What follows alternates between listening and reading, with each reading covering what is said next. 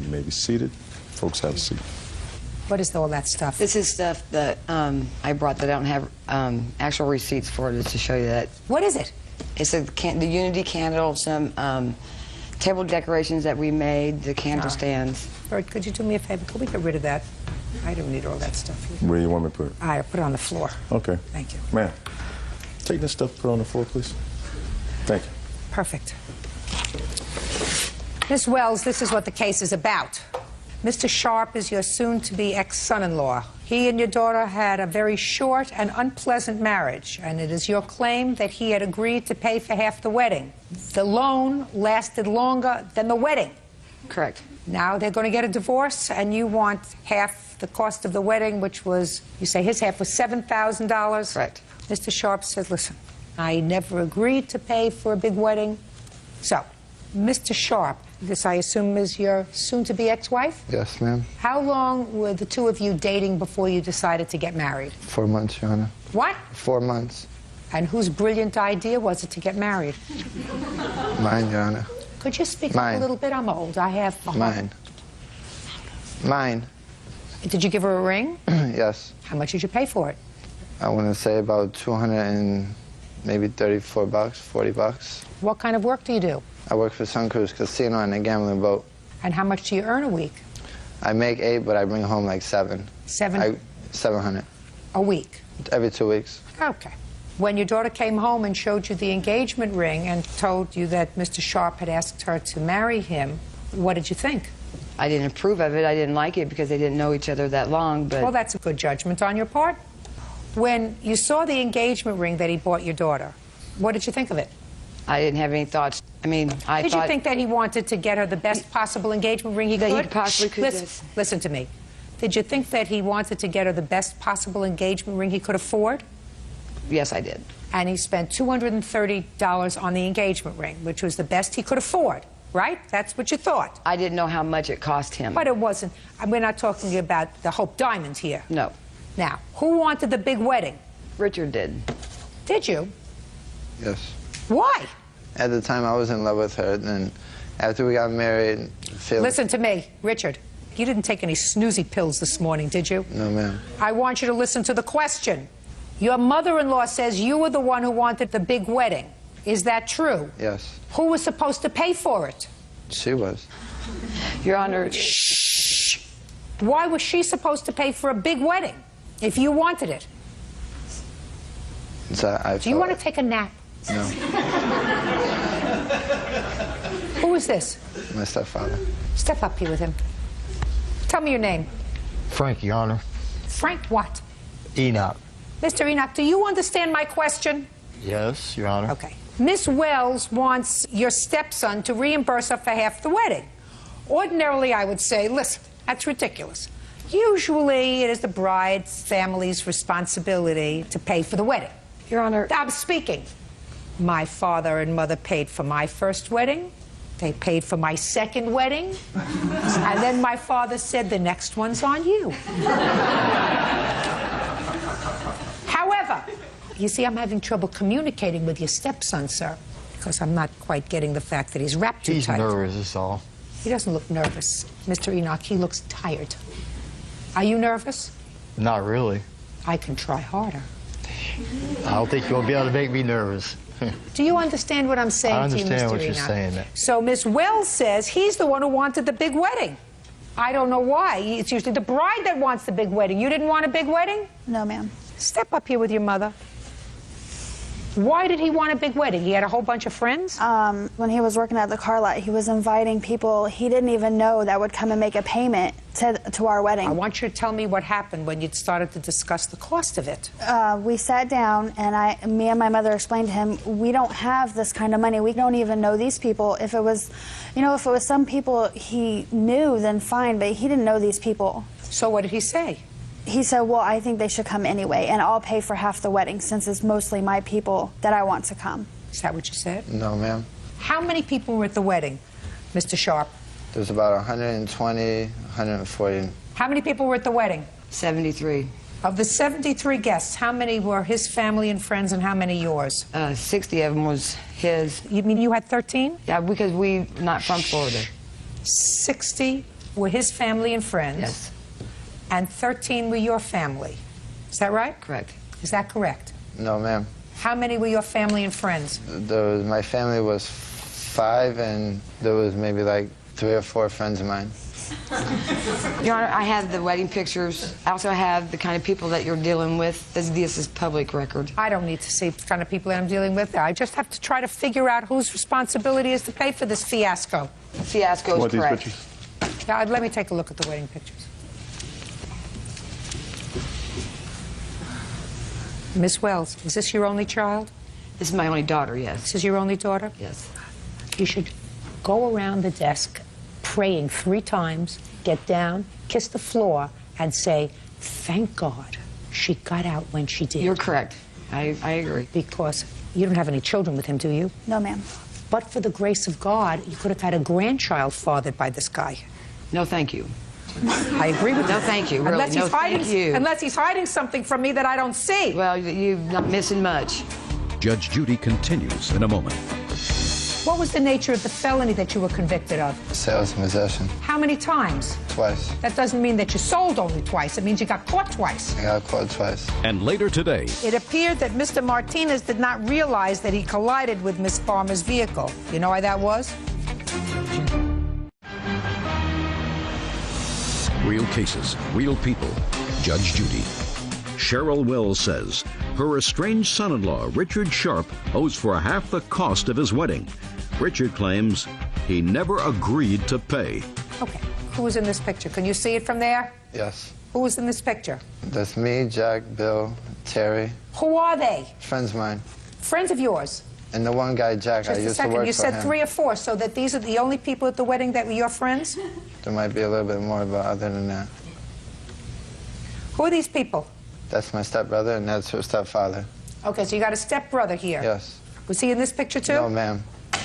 These people come with their significant others, or they come stag? They came with others. With others? They came with the. So you got to do this times 2, right? Yes, ma'am. That's more than 3. Even you could tell that, right? Yes, ma'am. Madam, it's clear to me that he had certainly more than 3 or 4 people at the wedding. So what you're telling me is he said to you, these are the people that I want at the wedding, they're friends that I work with? Not friends that he works with, but he was working at a car lot, and people that would come in to make their payments that he would talk to just to make their payments, he would invite to our wedding that he did not know. Your Honor, I had to finally put a stop to it because this list was like 300 people. Who was supposed to pay for all these people, all these strangers? I felt that I was going to pay for them, but as soon as she said she put a stop to it, I said, okay, never mind then. All right. Now, where were they married?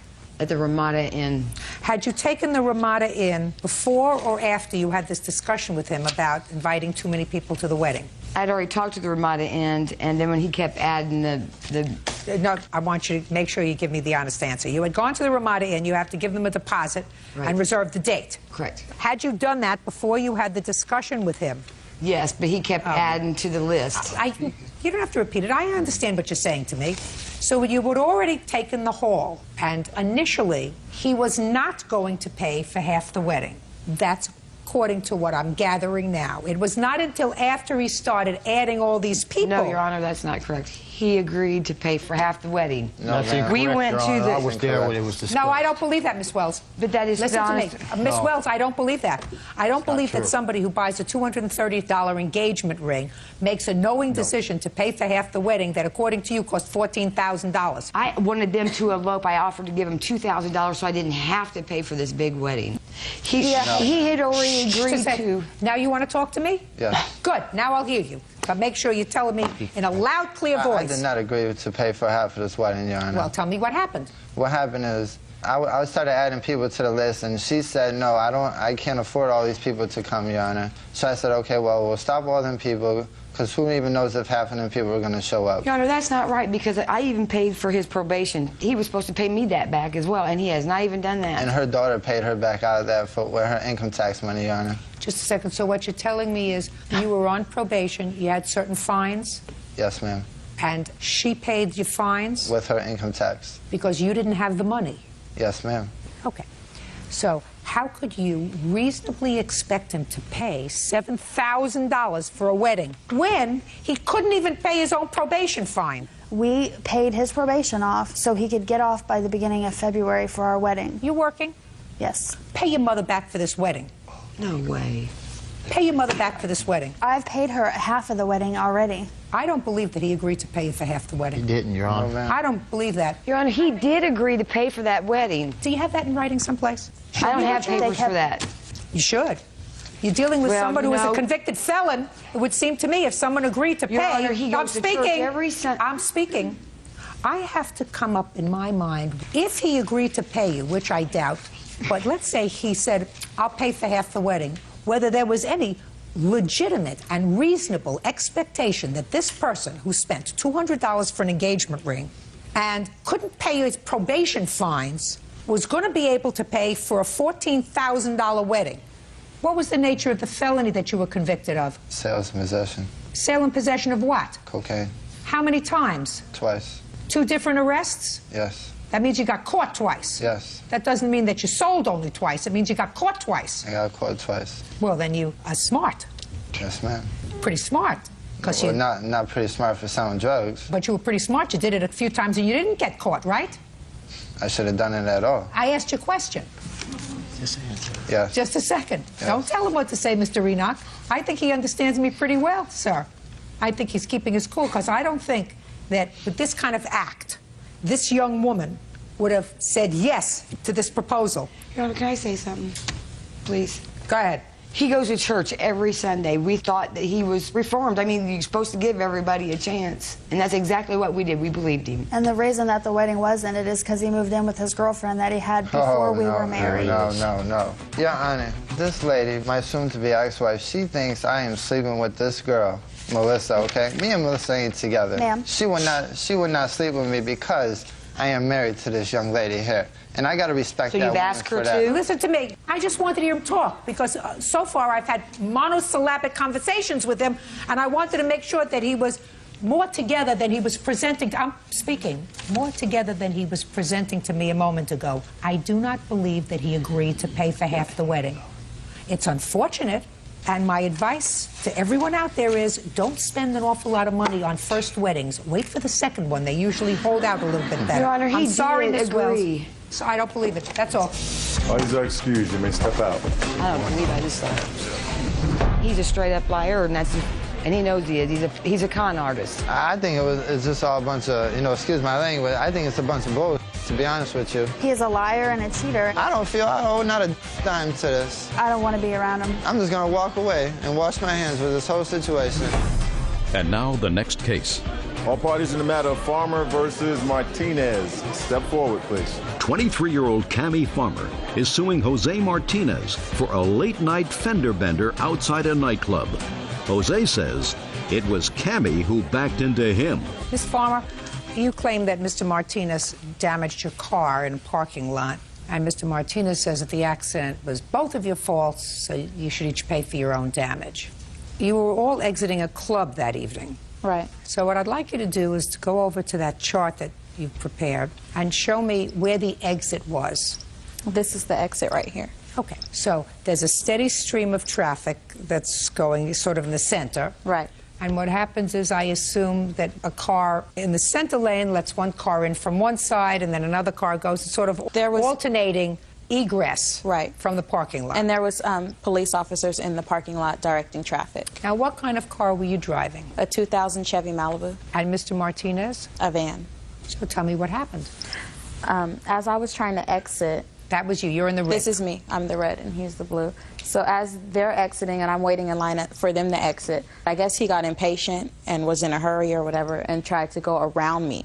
And his back van door was open. So as he's trying to go around me, his door caught my left bumper and my left taillight and shifted my trunk. You have pictures of that? No, I don't. I put it in the shop the next day, so I didn't take pictures. Well, after his van door hit your car, what happened? The police officer that was standing back here directing traffic directed us to pull this way and exchange information. And you did that? Yes. You have a police report?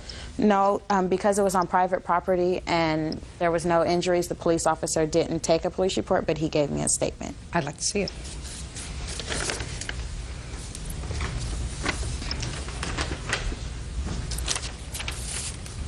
This is Police Officer M. There were 20 vehicles in the parking lot attempting to leave. Okay. So what I want you to do, sir, is to give me your version of what happened. Because I will tell you now, Mr. Martinez, the police officer observed what happened. Okay. So before you even think about trying to fabricate a story, I suggest you think hard about what happened. Okay, I'll tell you what happened. Well, that night, me and my friends threw a party at a club in Union City. I don't care. And, listen to me. I don't care. Get to the parking lot. Okay, the parking lot. Okay, well, And like look I say, at me when you're talking. Okay, we was partying. You know, everybody had a little liquor in them. Not me. No, just a second. Okay, well, you had a little liquor I had a in little you. liquor in me. So I'm like, we was exiting the parking lot. And could I show you on the graph? Oh, this is the parking lot. I guess this is how you get out. I'm right here, she right here. I'm going up. When I was coming up, she was coming back. So we both hit each other. The reason I didn't really file no counter claim because I figured it was both our fault. No! That's why I did that. Well, where was I going? Now, just a second, just a second. Get back there. Okay. First of all, you had no business being behind the wheel of a truck or a van or a vehicle if you had been drinking. Yeah. Because it clouds your judgment. Right. And let me tell you what the police officer said. Okay. The police officer said he observed a black van with its passenger side sliding door open as it was attempting to drive around Miss Farmer's vehicle. In trying to do so, the black van side door collided with the right rear taillight of Miss Farmer's car. Mr. Martinez continued driving along the side of Miss Farmer's vehicle, causing more damage. It appeared that Mr. Martinez did not realize that he collided with Miss Farmer's vehicle. You know why that was? I realized. All right. So let me see an estimate, please. I got 2 estimates. The shop that I went to gave me a discount. Okay, but you had it fixed. Right. Well, how much did you pay to have it fixed? $827.60. Here's the receipt. Good, great. What I'm surprised at is the police officer didn't cite you for driving while under the influence of alcohol. I also have rental car receipts because I had to get back and forth to work, and I also had a daughter that needed to get back and forth to school. Who do you live with? I live by myself. I'll see them. The receipts are in my mother's name because she rented it, but I gave her the money, cash.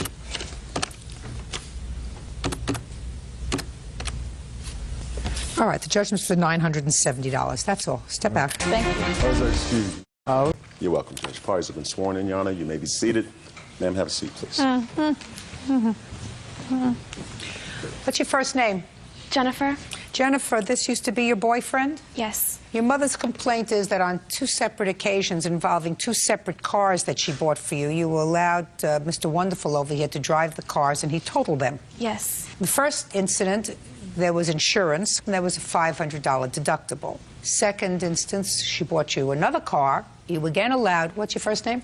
Dion. Dion, to drive the car because you don't learn from your mistakes. And he totaled the second car. Yes. Then you decided you had enough. Yes, that's correct. When was the first accident, Dion? January 26th. Tell me about that. I asked her to leave me the car in case Were I you needed to living go. together? Yes. How long had you been living together? Approximately 6 months. You asked her to leave with the car. Why? In case I needed to go somewhere because I didn't have insurance on my vehicle at the time. Where was she going? She was going to school. And what were you doing that day? I just sat at home all day until I went to pick her up and had an accident. Was that a weekday? Yes. Well, were you going to school at the time? No, I wasn't. Were you working at the time? No, I wasn't. Why not? I'm not really sure, Your Honor. Well, how long was it that you weren't working, Dion? Approximately 3 months. Who was supporting you? Get her a copy of that book, Beauty Fades, Dumb is Forever. You were supporting him? I wasn't really supporting him. My parents were helping me pay the rent. I was just helping him out. So your parents were supporting him? They were helping, yes. News to me. See what you find out? What do you do for a living? I'm a housewife. And your husband? He's an investment representative. So he works? Yes, he does. Very hard. How long have you been married? 22 years. In the 22 years that you've been married, how many months has your husband been out of work? None. Never. Never. Right? Never. How old are you? 22 years old, Your Honor. Before you moved in with Jennifer, where were you living? At my parents' house, Your Honor. What does your father do? He is an airplane mechanic at O'Hare Airport in Chicago. Do you ever remember a time when your father sat around eating bonbons for 3 months and not working? No, I don't, Your Honor. Why do you think that is, Dion? Because he has children to pay for, Your Honor. Because he likes to eat. Yeah. And he doesn't like to live in the street. No. Now, when you left your parents' house, were you working? Yes, I was. Where were you working? Cub Foods. Doing what? I was in the meat department, cashier, dairy What happened to that job? I lost it. Why? Due to too many absences. Why were you absent? I was sick, road conditions, stuff like that happens. What was wrong with you? I had the flu, I mean. For 3 months? No, not for 3 months, but I mean, I was out of work for 3 months. All right, now let's get to the first accident, Dion, because I've tortured you about your responsibility in growing up long enough, because even I'm getting bored with it. I don't know if I'm getting through to you, sir. If you want to be a grown-up and live out on your own, you have to work. 22 years old, still not fully cooked, probably, but that doesn't mean you live off the kindness of strangers. She's a stranger to you. She has her own children, and if she's supporting her daughter, and if her husband is supporting her daughter, they don't have to support you, too. That's true. Thank you. So you asked her to leave you the car just in case you wanted to go looking for a job that day. True. I almost forgot how entertaining this could be. Sort of forgot how dumb people can be. All right, so you kept the car so you could go and look for a job, but you didn't go and look for a job. Where did you go, Dion? I didn't go anywhere. You mean the car had an accident in the house? How did that happen? Explain that to Officer Byrd. He would really like to hear that. I was on my way to pick her up from school, Your Honor. Had you gone anywhere else that day? No, I haven't. You just stayed home and watched Oprah? Yeah, I guess. That's what you say. No, you tell me what you did. Oh, well, I didn't watch Oprah, but What did you watch? TV. You watched me. Yeah. Sometimes, yeah. Like I said, you would have watched me more frequently, Dion, you would never be here today. Never. That's true. Happened. That's true. That's true. Okay, so you went to pick her up from school, and what happened? I was at a four-way stop. I stopped at the stop sign, looked both ways, looked forward. Nobody was going, so I started going. Here comes a car. Bam. Took off the front end, airbags, everything. Okay, so this car came out of nowhere. Well, it was sitting at the stop sign when I looked left, and it wasn't going, so I just barely tapped on the gas, just started going, and then here comes this Mustang out of nowhere. The plaintiff says you got a ticket for failing to yield. True. So then I guess the accident was your... No. Did you pay the ticket? No, I didn't. Did you have a trial? Yes. Were you found guilty or not guilty? I didn't go. Well, if you didn't go, then you were found guilty? No, I wasn't, because they still got the insurance money. I proved We're not my talking point. about insurance money, we're talking about ticket. You got a ticket for failure to yield. My question is a very simple one, Dion. You have to pay attention. I know you've been resting your brain for a long time, so you should be able to pay attention to what I'm saying to you. You got a ticket. Did you pay the ticket? No, I didn't pay the ticket. Was the ticket dismissed? Yes. Was it dismissed after a hearing? I'm not sure. Oh, I don't even want to go there anymore. Right? All right. So that's the first accident. And that car was totaled. You had a $500 deductible. Correct. When your daughter called you and told you that the boyfriend had totaled the car, what did you say to her? I didn't know the boyfriend had totaled the car right at first. It was some time before I found all the facts. She told you she had totaled the car? She said it had been wrecked. How did she tell you it had been wrecked? It went through a stop It went intersection. Road conditions were icy, had a lot of ice on the road. Who did she tell you was driving? I finally dragged it out of her that he had been driving. Did you lie to your mother, Jennifer? I had just told her that I was the one who got in the wreck because I didn't want to have to deal with... Yeah, I didn't want to deal with the whole... All right, now that was January 26th, and then you said, okay, I'm going to get her another car because she needs a car to go to school. Right. How much money does your husband make? Not enough to be buying her a car every year or two because he wrecked it. Now, when did you wreck this second car, Dion? On or about May 20th. Tell me about that. I had dropped Jennifer off at approximately 10 o'clock p.m. Where? At her friend's house. Told her specifically... Was this a Saturday or a Sunday? Saturday. Where were you working then? I was, believe...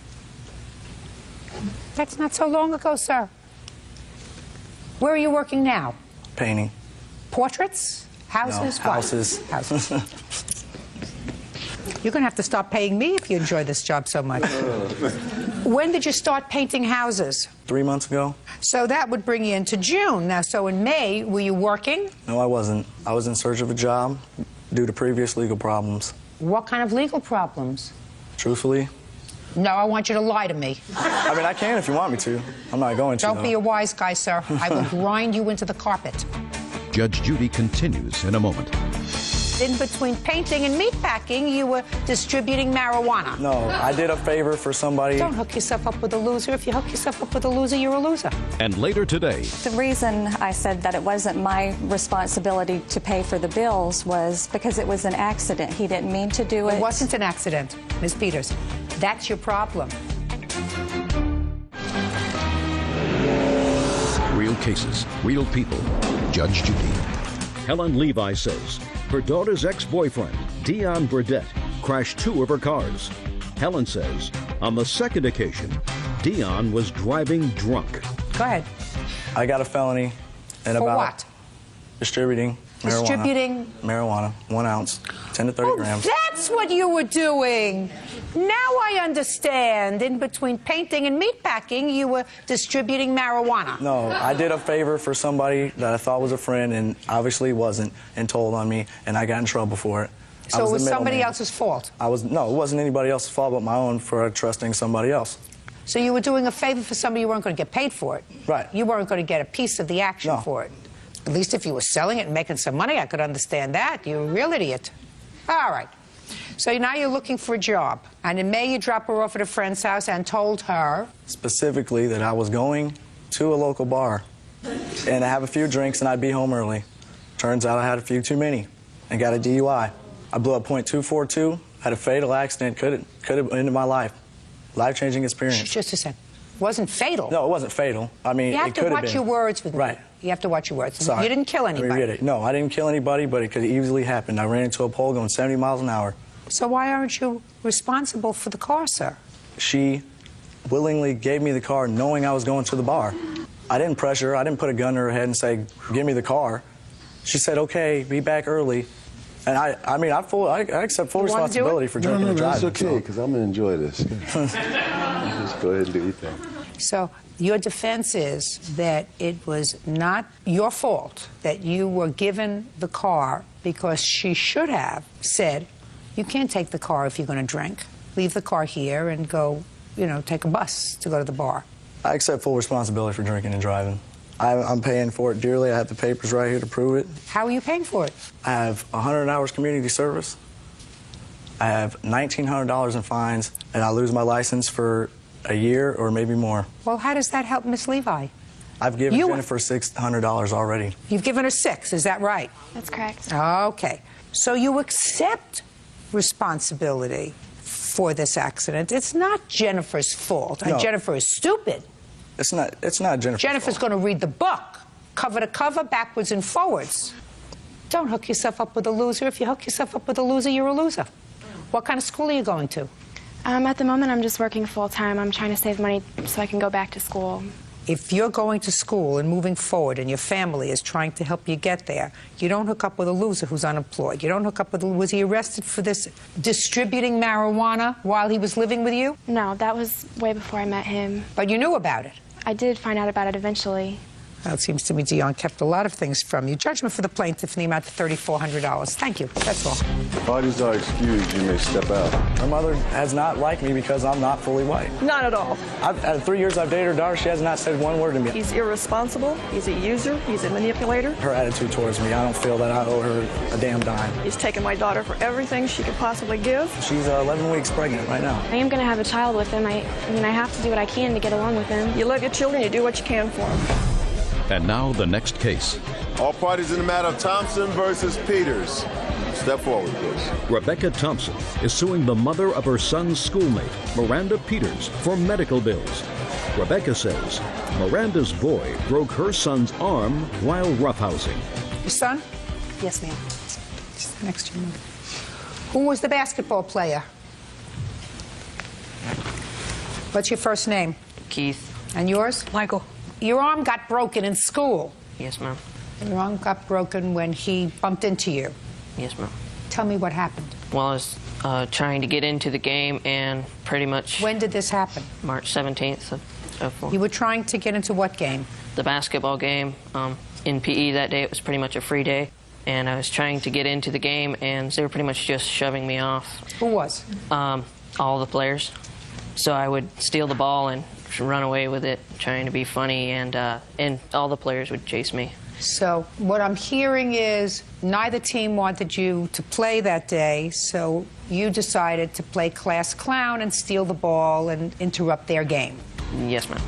So what happened next? Well, all the players pretty much chased me down and eventually got it from me, and while I was standing in the crowd, he gestured for the other players to clear a path to me, and when he did, he tossed the ball at me, and whenever I saw it was coming at me, I just tensed up and turned, and it hit me in my left hip. Didn't hurt you? No, ma'am.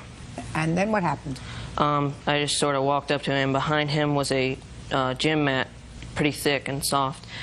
So I wrapped my arms around him and purposely fell onto the gym mat. Everybody was laughing, and he did the same thing to me. And you wrestled him, then he wrestled you to the ground, to the mat. It was not an act of anger. Okay. So you weren't angry with him? No, ma'am. And you don't think he was angry with you? No, ma'am. Is that right? Yes, ma'am. What happened next? Well, there was a rolled-up gym mat close to the compacted bleachers to the wall, and I got in between that, and just for the thrill of not being seen, and about 10 or 15 minutes. I don't understand what that means. Just for the thrill of not being seen. Just a childly... No, well, what were you doing? Nothing. You mean you were hiding? Yes, ma'am.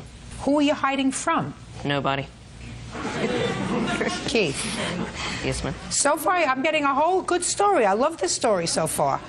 He wasn't angry with you, you weren't angry with him, but now you're hiding someplace and you're not hiding from anybody. Well, that doesn't sound like you could...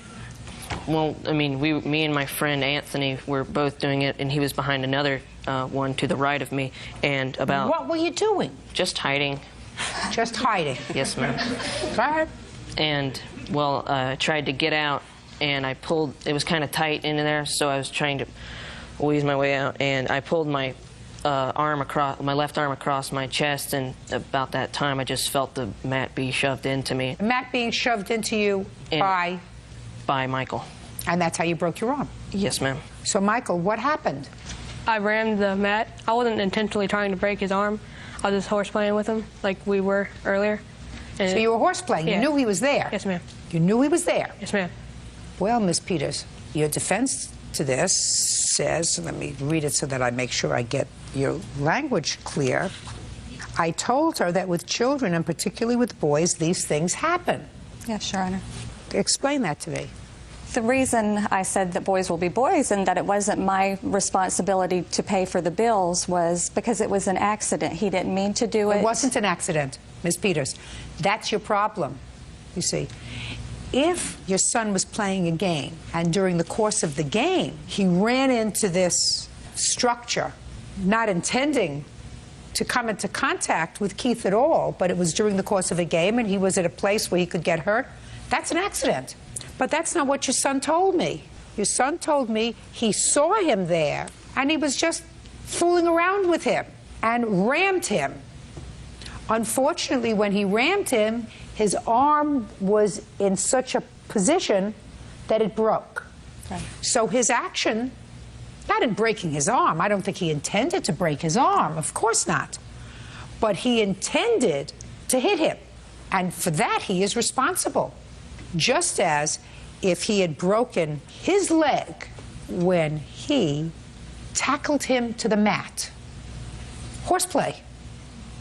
But when young people are involved in horseplay, and if you had broken his leg, who would have been responsible? I would have. You're right. What were your medical expenses? Before or after insurance? After insurance. After insurance, the total was $706.07.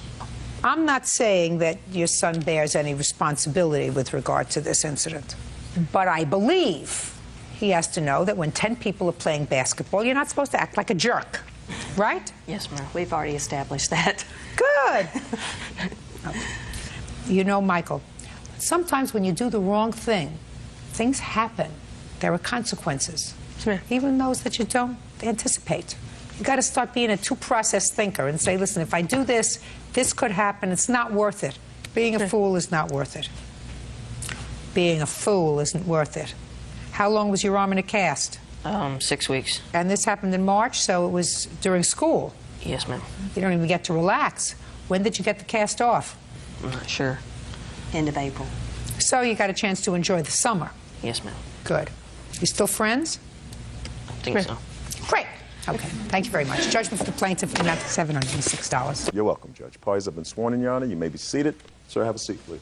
Mr. and Mrs. Lappick, are you together or are you separated? We're divorced. When were you divorced? In May of 2005. So you are living separately or not living separately? Separately. I let her stay in my house and she rents from me. You don't live there? No. When was this incident that brings you to court? July 23rd. So it was after your divorce? Right. According to your complaint, Mr. Nielsen was at that time a boyfriend of yours. Mm-hmm. And the two of you had been out with some other friends. Subsequently, you invited a group of people back to your house, according to what I read. And you decided not to go back home. You decided to go and check in with your ex-husband. And it is your complaint that Mr. Nielsen, probably because he got angry, trashed the house you were living in. And since it's your ex-husband's house, he is a co-plaintiff. Is that about right? Yes. Who went out that evening? It was me, Jim Nielsen, Jay, one of my friends, and Justin, another one of my friends. We ended up going to the bar, and then we all went to a restaurant to eat. And Chris was at the restaurant. And I called his phone, he called my phone, we were arguing. What were you arguing about? We just always argue about Well, everything. you were divorced already, so why were you arguing? Do you have Well, children together? No. No. Just because she still lives in my house and we still have contact with each other. Why do you let her live in your house? Because her and her son, I didn't want them to have to go out and find a place because it's more expensive. Okay, how old a child do you have? 2.5. Not your child? No. How long were you married? Only like 5 months. 7 or 8 months. Well, I'm not exactly sure because we got legally separated first. We'll do 4 months. All right, so you were arguing with Chris in July. On the 23rd of July, you were having dinner with a group of people. What happened next? Justin, he was my roommate. I ended up having him and his friend drop me off at Chris's house. Why are you laughing? What's funny? Because I'm stupid. Oh. But anyway. Okay. Yeah, so I got dropped off at his house, and Justin said that he was going back to his friend's house to watch some movies. I let one of her friends also move in there to help her with the rent. So Justin was your roommate Right. in your house? Exactly. Okay, so you went to Chris's house, and your roommate Justin dropped you off at Chris's house. Right. How long did you stay at Chris's house? I stayed the night. Where was your child at that point? At his father's. Does he live with you or his father? He lives with me. Okay, so you stayed the night with your ex-husband. And what happened when you got home? My front porch railing was ripped off. The door frame was cracked all the way down the side, and the screws were out. The door was like, I don't know, it wouldn't shut. It was wide open. There was a huge hole in the wall. I have pictures. I'd like to see the pictures. There were eggs, ketchup, mustard, mayonnaise, cereal, bread, milk, cough syrup, all over my walls, all over my rugs. What makes you think that Jim here was responsible for this damage? Well, he always wears a wife beater under any of his shirts. What does he wear? Oh, wife beater. It's like a tank top. What is that called? It's a wife beater, isn't it? shirt. Is that what the T-shirt says on it, or is that what it's called? That's what it's called. I never believe. heard that. Did you Is ever hear what that? it's called? Yep. You're kidding me. No, I'm not kidding you. A tank top shirt? Man wears a tank top shirt. It's called a wife beater? It's just plain white. It's like a 3-finger. White or wife? Wife. Wife? Yes. Oh, boy. So I found that in my house. It was covered in everything that was all over my floors and walls, and it was ripped off. And Jim, when he goes out and drinks and when he gets mad, he rips off his shirt and just throws it wherever. So I knew that was him. So I called him, and I told him, I said, Jim, I said, why'd you destroy my house? He's like, oh, I didn't. I'm like, you tell me you didn't destroy my house. I said, I found this. My entire house is trashed. He's like, I don't know. I didn't do it. I said, well, I'm calling the cops. So I called the police, and then after I was waiting for the police to show up, Chris called Jim back, and... What happened when you called him back? I called him up. I was angry. I knew it was obviously something to do with the fact that she left with me. So, and I knew it was probably him and his friends. How long had you dated him before that evening? 3 weeks. So Go ahead.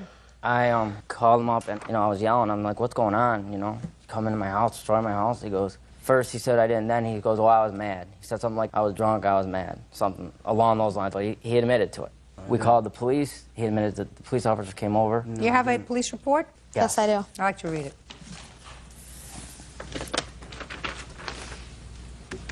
Thank you. All right, Jim, I'm with you. I didn't do nothing. I woke up with stuff all over me. You went back to her house? Yeah, Justin had the key, and we were drinking there for a little bit, and I passed out. I wake up, I got all this stuff all over, eggs and stuff all over me. I didn't know what happened, holes in the wall and everything. And she's saying I admitted to it. I never admitted to nothing, to the cops at all. You're John. Yep. Jim, John, and Justin. You were there that evening? No, the following day I was there. They came to my apartment. Who did? I came to his apartment in the morning. Justin's the one that brought it up to me. What I think is Justin had the key. Listen, I don't care what you think. What you think is irrelevant. When you finish law school, you can get a job as a judge, and hopefully somebody will care about what you think. I just want you to tell me what you heard and what you saw. Judge Judy continues in a moment. All right, let me see the estimate. Come on, I had enough. Let's go.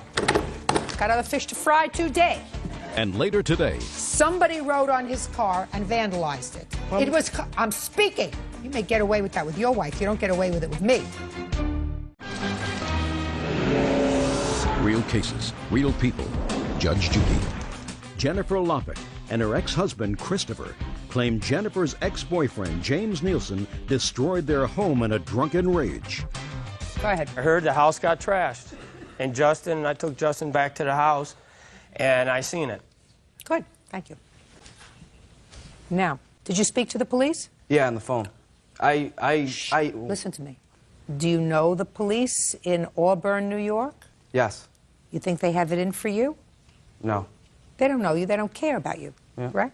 The police say that you said he was drunk and did some and said he would pay for all the damages. I didn't say I paid for all the damages. Okay, there we go. Oh, God, my life is so... What? Okay, what I did said you... I would fix the damages. Oh, okay. If... Oh, just a second. So you didn't say you would pay for the damage, you said you would fix the damage. Yes. So that's what you told them? Mm-hmm. Yes. So you acknowledge that you did some of the damage? Yeah. Well, I didn't do all the damages, you know. I don't care whether you did some or all. I'm not going to be, you know, the one paying for all the damages, though, you know. There's other people there. Well, then this is what you have to do, Jim. I call her and tell her I was going to come fix it, and she's like, oh, no, I can't do it now. I don't want you to fix it. I got somebody else to fix it. What do you I do bought for, all this stuff to go What do you fix do it. for a living? Huh? I got 2 jobs. I work at MKM, and I'm an electrician. What's MKM? Trucking business. But you're not a carpenter. No. I can still do it, though. Are you a brain surgeon? No. You wouldn't try that, would you? No. I mean, if somebody said, you know, here's Bird, he needs a little brain surgery, you wouldn't say, I'm going to try. Not what I do, but I'll give it a try. Wouldn't do that. And so they're entitled to have a professional carpenter fix that. They don't have to accept your offer to fix it yourself. But the railing wasn't all broke. It came all off. The screws just fell out of it. That's all that happened. When you commit a crime, sir, you don't get to choose your punishment. Your Honor, I told him he could fix it, and we went a month of him not doing anything, and then I said, well, we'll just do a payment of $527, because that's what I estimated myself. $527, an odd number to estimate. But then... Isn't that an odd number to estimate? But, $527, no sense. No. Just $527. Just figured, yeah, I know. All right, let me see the estimate. Come on, I had enough. Let's go. Got other fish to fry today. Yeah. This is not an estimate. This is something that you prepared. That's all the personal stuff. Eggs, your food estimate, your eggs, a pudding, Jell-O, mayonnaise, bread, a gallon of milk. You know what that comes under the category of? You know what you said to me before when I asked you why you were smiling? Remember what you said? Because you were... Okay. Stupid. All right. Go buy your own eggs. That is pretty stupid. Why didn't you take pictures of the way the rest of the place looked? Hama? Because Chris Went and bought a camera, and we were supposed to take pictures of the house while it was fully destroyed before I cleaned it. And he said, well, since the cops came and Jim admitted to doing it, then we don't need to take pictures, and would not take it out of his car to take pictures. I don't remember. I don't remember either. All right. Did you get the place fixed? We got everything cleaned up, but we didn't get it fixed yet. Not all the... I cleaned the house. I didn't get anything fixed yet. Judgment for the plaintiff for the amount of $1,500. That's all. Don't be stupid. Parties are excused. You may step out. That same night, she went out with me to the movies and all that, and was with me for other weeks after that. Before I even left the restaurant, I told them that I was going to his house. She called my phone and went to my house. I drank a few beers and I passed out. The next day I show up and my front porch is missing. I woke up with stuff all over me and I was off. Oh, I was mad. Very angry. And now the next case. All parties in the matter of White versus Flores. Step forward. Russell White is suing his neighbor, Adalberto Flores, for the cost to fix his car. Russell says Adalberto's daughters wrote on the vehicle with chalk. Mr. Flores, we thought it best that your 4-year-old little girl, who was the subject of this case, was outside. She appeared to me to be a little bit upset about being here. I don't think it's necessary for her to be here. If it is, I'll have to see her in chambers. Clear? Yeah. All right. Mr. White, you and Mr. Flores are neighbors? Yes. And your children played together for some period of time until recently? Yes, Your Honor. It is your claim that Mr. Flores is responsible for some damage that his daughters did to your car. Yes. You fixed the car, and you really want Mr. Flores to pay your insurance deductible, which is $500. Yes, Your Honor. And Mr. Flores says that there's no evidence that his girls caused any damage to your car. Yes, Your Honor. Who caused the damage to your car and when, Mr. White? Well, on October the 13th, I was working 3 to 11. When I came home that evening, I noticed some damage on my car. You have photographs of it? Yes, I do. I'd like to see it, please.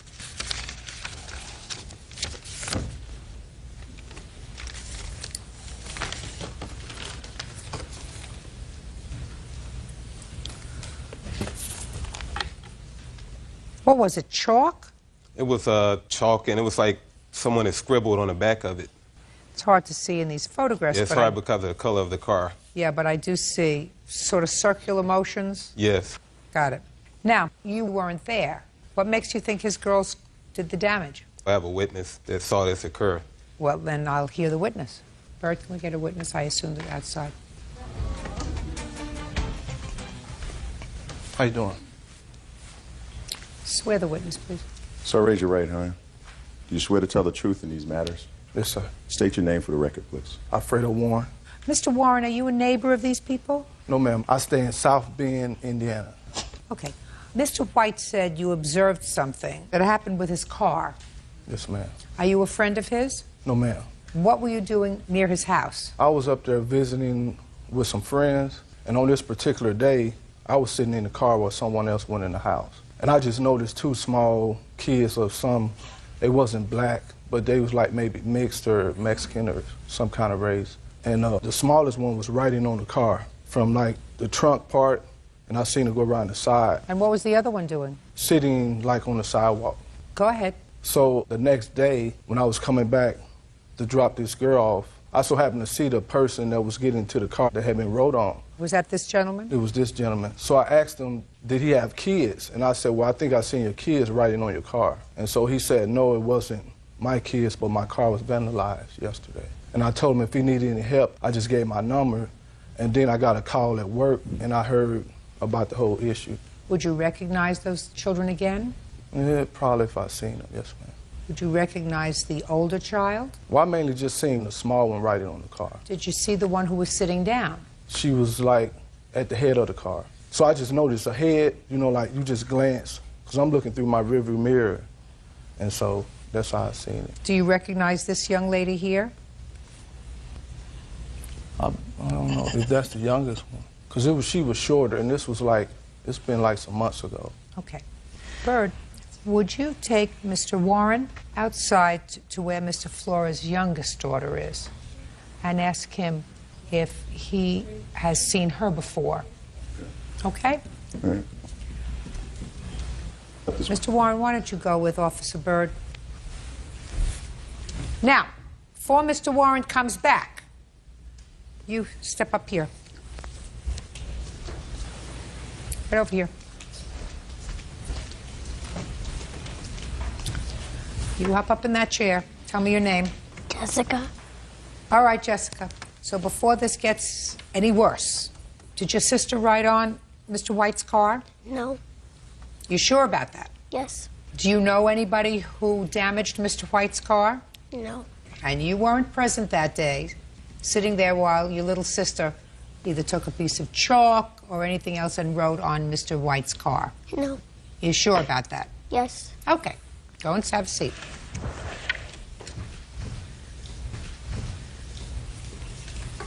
All right, Mr. Warren, did you see the little girl who was outside? Yes, ma'am. Do you recognize that That's little the girl? child. That's the one I seen. That's the little girl who rode on the car? Yes, ma'am.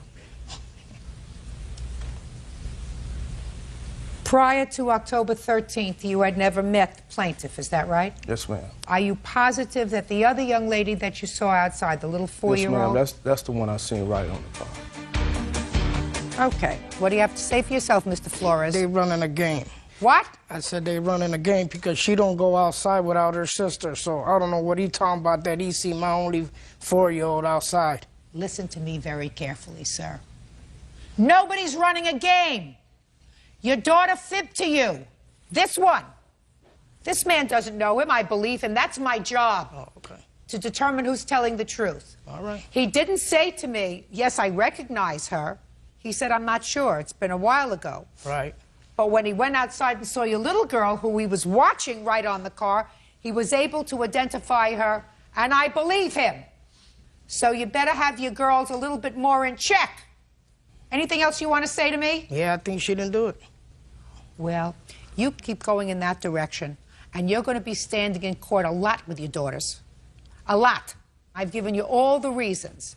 Somebody rode on his car and vandalized it. It was... I'm speaking. You may get away with that with your wife. You don't get away with it with me. We have an independent witness who saw 2 children, one older, one younger. The younger one was riding on the car. And he says there's no question in his mind it was your daughter. And you said, I don't believe it. Why? Your daughters never lied to you?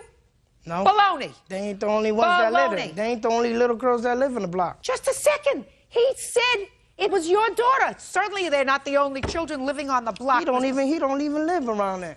Oh, you're an He idiot. live in Sound Bay. You're an idiot. You're going to spend a lot of time in court, both for yourself and your children. Judgment for the plaintiff in the amount of $500. That's all. Judge out of Greenlee versus Smith. Parties have been sworn in, Judge. You may be seated, sir. Have a seat. Ms. Greenlee, there was a time last year when you and Mr. Smith were employed by the same bus company, a school bus company. And it is your claim that while you were out doing your route, Mr. Smith backed a school bus into your parked car and then took off, damaging your car. You want him to pay for the damage to the car and other related expenses. Mr. Smith says he never touched your car, and he is counterclaiming because he says because you filed these charges against him, he was humiliated at work, he was arrested on the job, and he was ultimately acquitted of those charges. Did you have a trial? No. The police officer dropped everything. Okay. And told you to proceed civilly, I assume. So he's got a counterclaim. When did this incident happen with your car? January 12th of 2004. And at what time did you leave that day on your bus? 6:30 a.m. When did you return to the yard? Approximately 8:15 a.m. When did you look at your car? As soon as I got back to the garage. And what did you discover? I discovered a dent, and there was rub marks from where my paint had been rubbed off. Part of Do you have photographs of it? Yes, I do. I'd like to see the photographs. And I also have a videotape of the bus actually hitting the vehicle.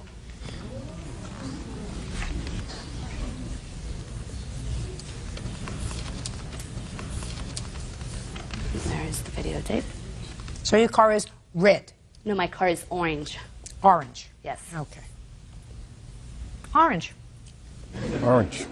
I assume before you looked at the video, you conducted your own investigation. According to what I read here, a little bit of an investigation on your own. You went around looking at all the buses. Yes. And didn't find any of them with any damage. No. So what did you do next? We went on our afternoon routes. David's the only bus that did not come back to the garage that morning. So when we both drove at the same elementary school. He was off of his bus, and I went and I seen the orange paint and the rub mark on the back of the bus. My husband was actually up at the transportation director's office speaking with him, told him the damages I found. Okay. Don't tell me what your husband said. That's hearsay. But you saw orange paint on Mr. Smith's bus. Yes. Did you speak to him? No. All right, Mr. Smith. Now, tell me your version of what happened that morning. I got in my bus around 6:40. I backed my bus up. I had another bus that was to the left of me that I couldn't clear, so I had to get off my bus because my two-way radio did not work on my bus. Got off my bus, went and asked the other driver if she could back up so I could go around. I did my route.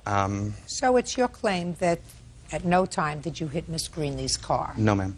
Now, you were subsequently arrested? The police come to my work to arrest me for hit and run, but my boss asked them before they arrested me to go and watch the videotape at the transportation office. So my two bosses, the transportation director, the police officer, and myself, all went down. We watched the videotape. The police officer watched the tape twice. He come out, told me he was not going to arrest me. Just a second, did you watch the tape with him? Yes, ma'am. Well, what do you mean he came out and told you? What is that? He watched it twice. The first time we watched it together. Yes. The second time he watched it with the transportation director. And he come out and said he was not going to arrest me, he was not going to write me a citation, that he would let the insurance companies deal with it. Okay, can I see the videotape, please?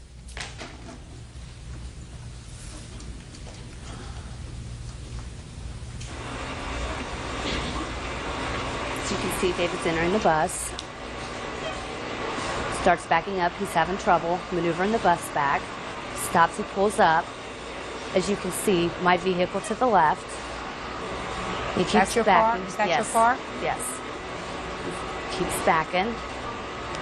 But there was no There is contact made. point of impact.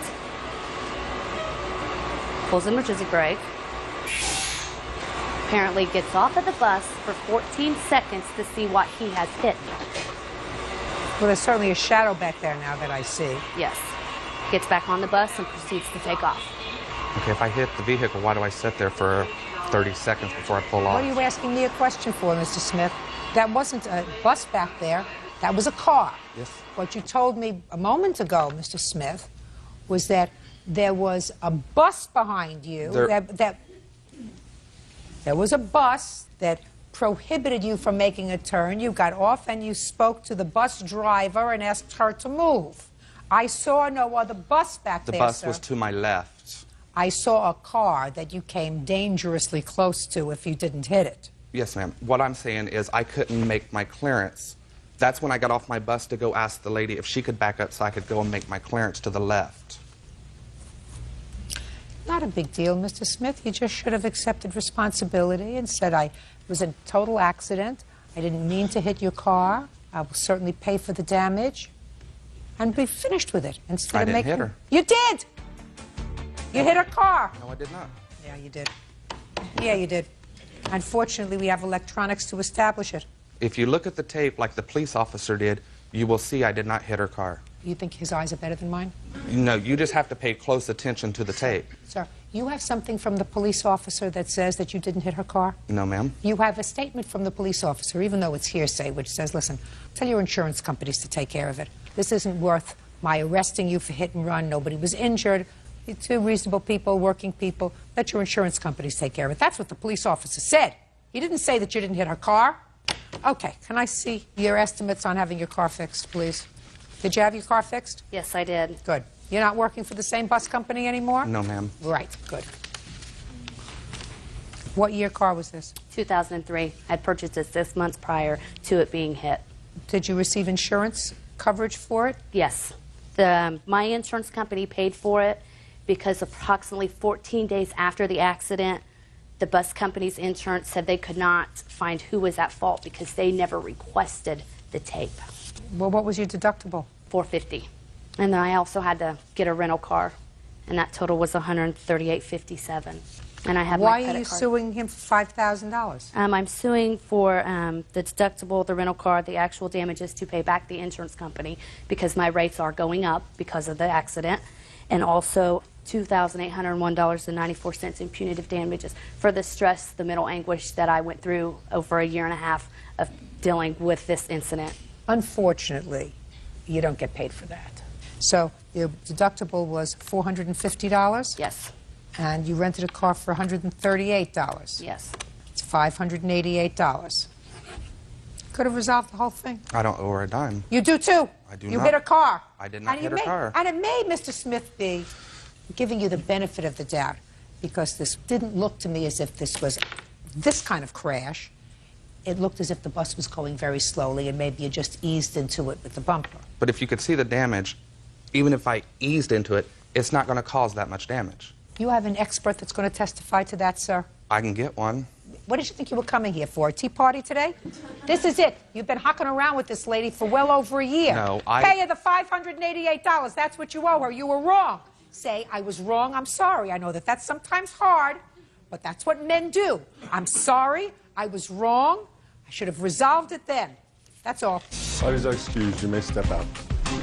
You just don't want to admit and be a man and say, I did it and I'm sorry. That's all I wanted from him. She's a deceitful person, and I want nothing to do with her. I'd never spoke to him a day after the accident happened. We used to be good friends, and we had us falling out. I'm finally glad that justice did come out finally.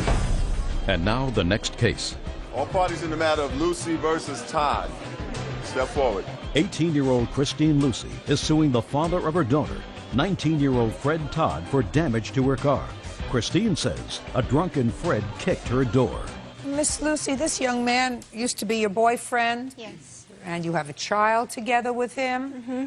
And you claim that he has a bad temper, and because of his bad temper, he kicked or slammed your car door on 2 separate occasions, causing some damage. Yes. Mr. Todd says that your car is old, that you both lost your temper and slammed the car door. Yours on your side, his on his side, and he's not responsible for any damage. How old is this baby that you have together? She is a year old. Did you ever live with Mr. Todd? Yeah. When I found out that I was pregnant, we moved in together, and from then it's been kind of a rocky relationship. I've moved out and moved back in a few times. When you move out, you move back home with your parents? Yes. How old are you? I'm 18. Where are you living now? With my parents. Stay there. I am. I mean, it's not for you.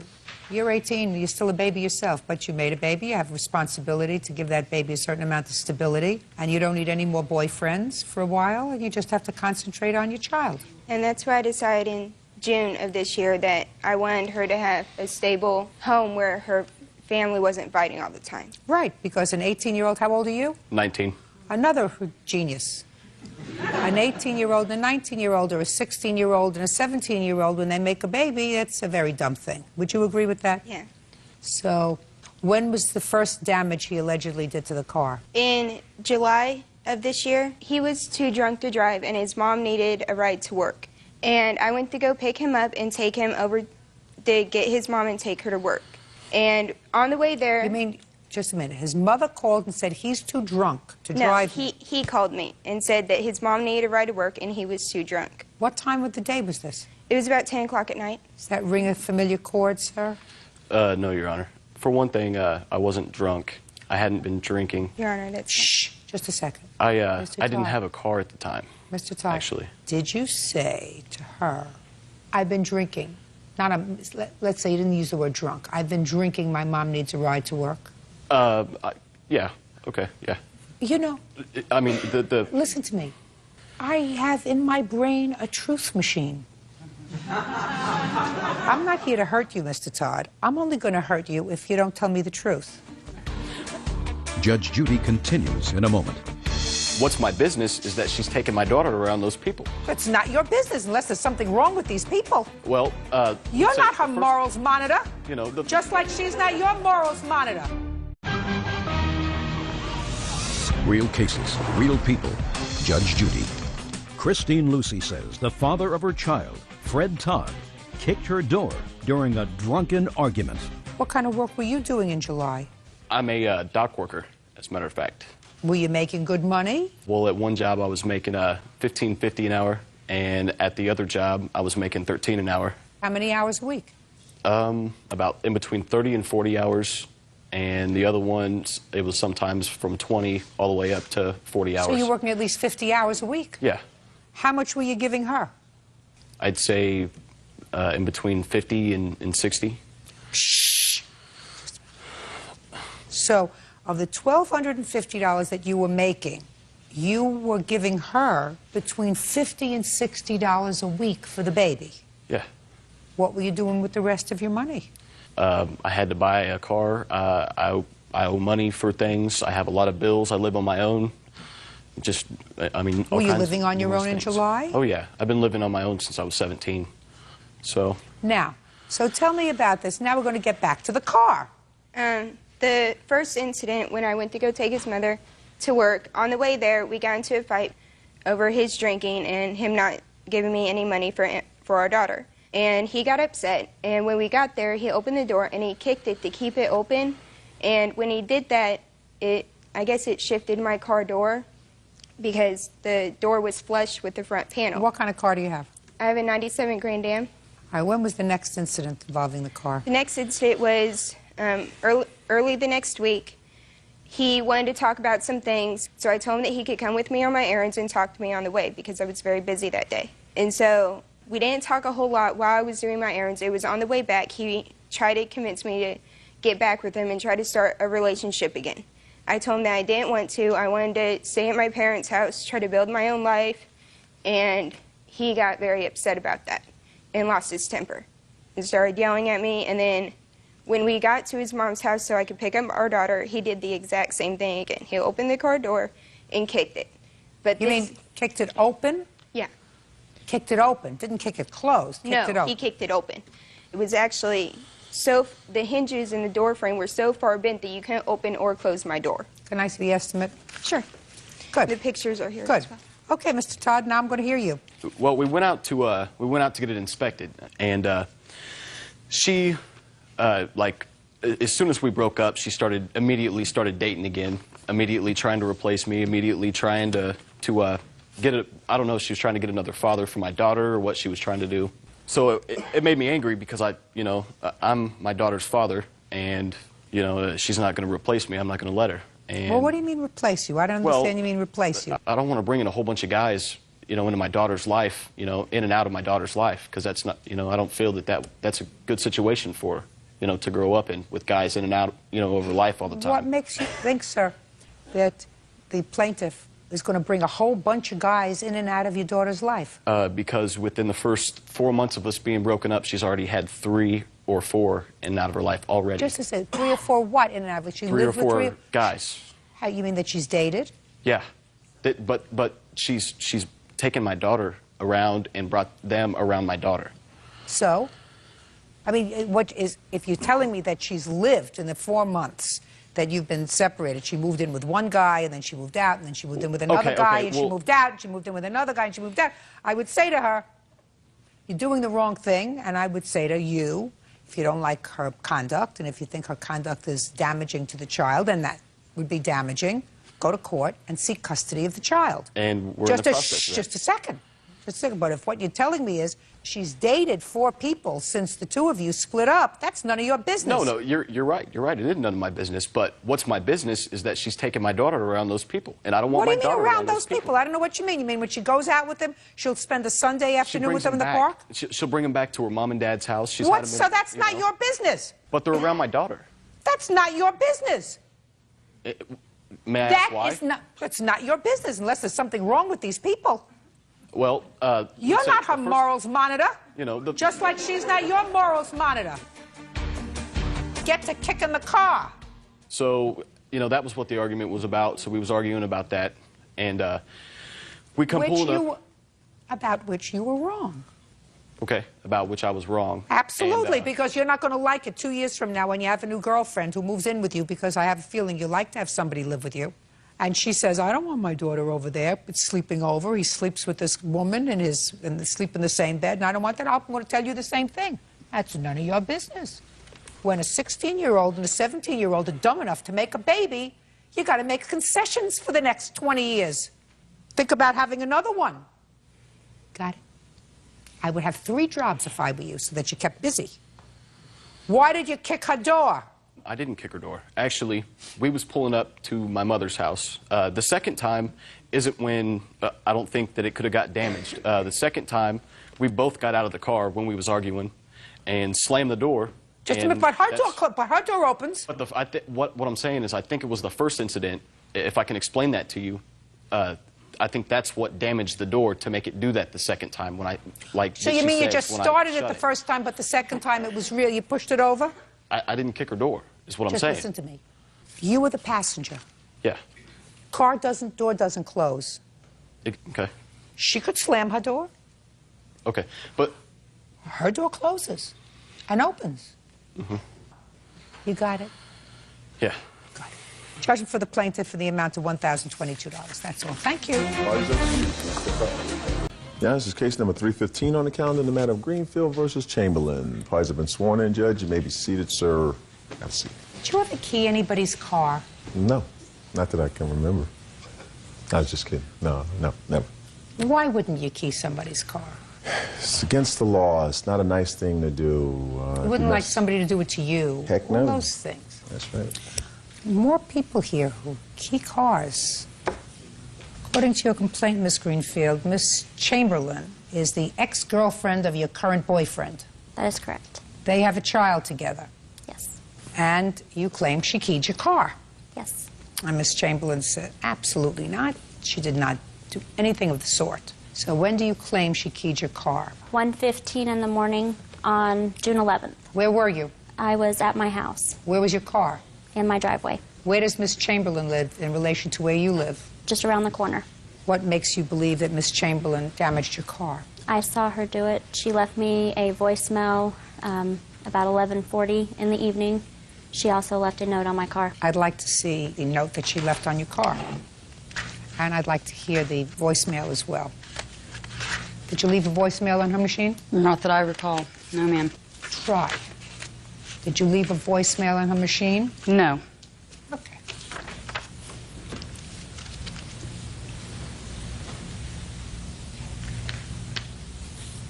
Is this your handwriting?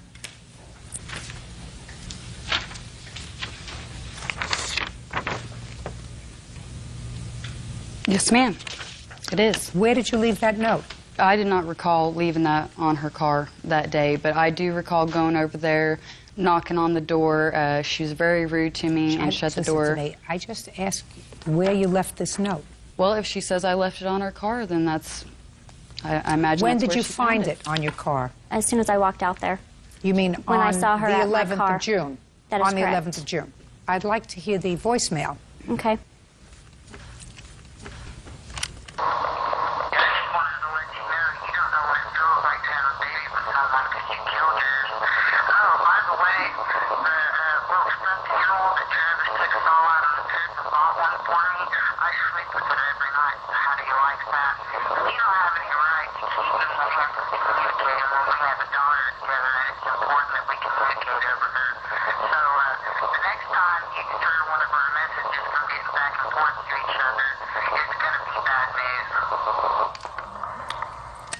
Okay, so tell me what you observed on the 11th of June.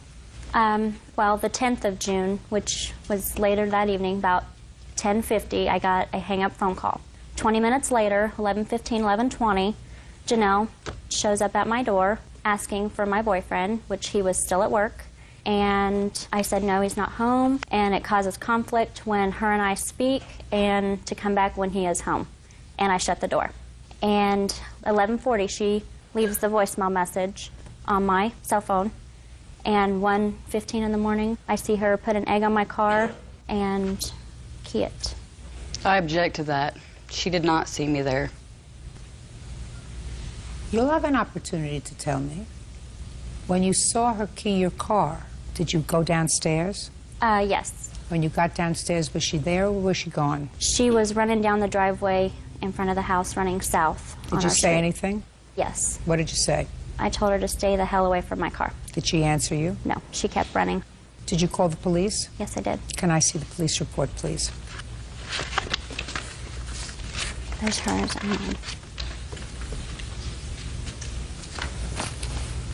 When did you make the police report? The next day? No, it was on the 11th of June. On the 11th that day. Okay, now I'll hear you. June 11th. Mm-hmm. Go ahead. It was actually the 10th. Mm-hmm. That night I left for the grocery store. I cashed WIC vouchers. What time? I'm not sure. Whatever the police report says was on the receipt. It was late in the evening. I went to go get my baby some formula. I came back home. The police knocked on the door. I showed them my receipt. I was at the grocery store at the same time that she was accusing me of this. No, you weren't. Yes, I was. No, you weren't. Well, it takes time to get to and from. Let's be clear. You were not at the grocery store at the same time that she alleged she saw you in front of the house. Okay. Go ahead. But I did go to the grocery store that evening, return home, show him my receipt. Who else do you live with? My husband, Daniel Chamberlain. He was there. Is there any reason why you go to the grocery store at 1:45 in the morning? Ma'am, my husband works third shift, and he goes to college half of the day, so we have very irregular hours. Was there any reason you went to the grocery store at 1:45 in the morning? To get formula for my baby. Why didn't he go? It wasn't necessary. He needed to stay at home with the children. How many children do you have? I have 4. Go ahead. That's what I did. I went to the grocery store that night. Well, at what point did you call her on the telephone and leave that message? It's very emotional. At what time did you call her that evening and leave that message? That's been months ago, Your Honor. Well, certainly it's been months ago. At what point did you call her and leave that message on her answering machine? The only time I remember having any confrontation with her was earlier in the day. I'm not asking you about confrontation, madam. You didn't speak to her when you called. I'm asking you at what time in the evening did you call and leave that message on her answering machine? I cannot be sure. So you don't remember when you made the phone call, is that what you're telling me? Yes, ma'am. You do, however, remember putting this note on the car, because that's what you told the police officer. I don't recall putting that note on her car. Well, that's what you told the policeman who interviewed you. That is my handwriting. You told the policeman that you put this note on her car. That was directly after the incident, so if that's what I told him, yes, ma'am. Judge Judy continues in a moment. What the police officer found is that the bags that you showed them to explain that you were in the store, that despite the fact that it was raining very, very hard that evening, the bags were miraculously dry. And later today, I heard some commotion upstairs. We heard some screaming outside. My wife was screaming hysterically and my son, and I called up. I said, "What's going on?" And she said, "Pit bull attack." real cases, real people. Judge Judy. Jessica Greenfield says her boyfriend's ex, Janelle Chamberlain, keyed her car in the middle of the night. Janelle says it wasn't her. Okay, can I see your estimate to fix the damage on your car, please? Just because I left a note on her car does not mean that I keyed it. You have photographs of the car? Yes, I do. I'd like to see them, please.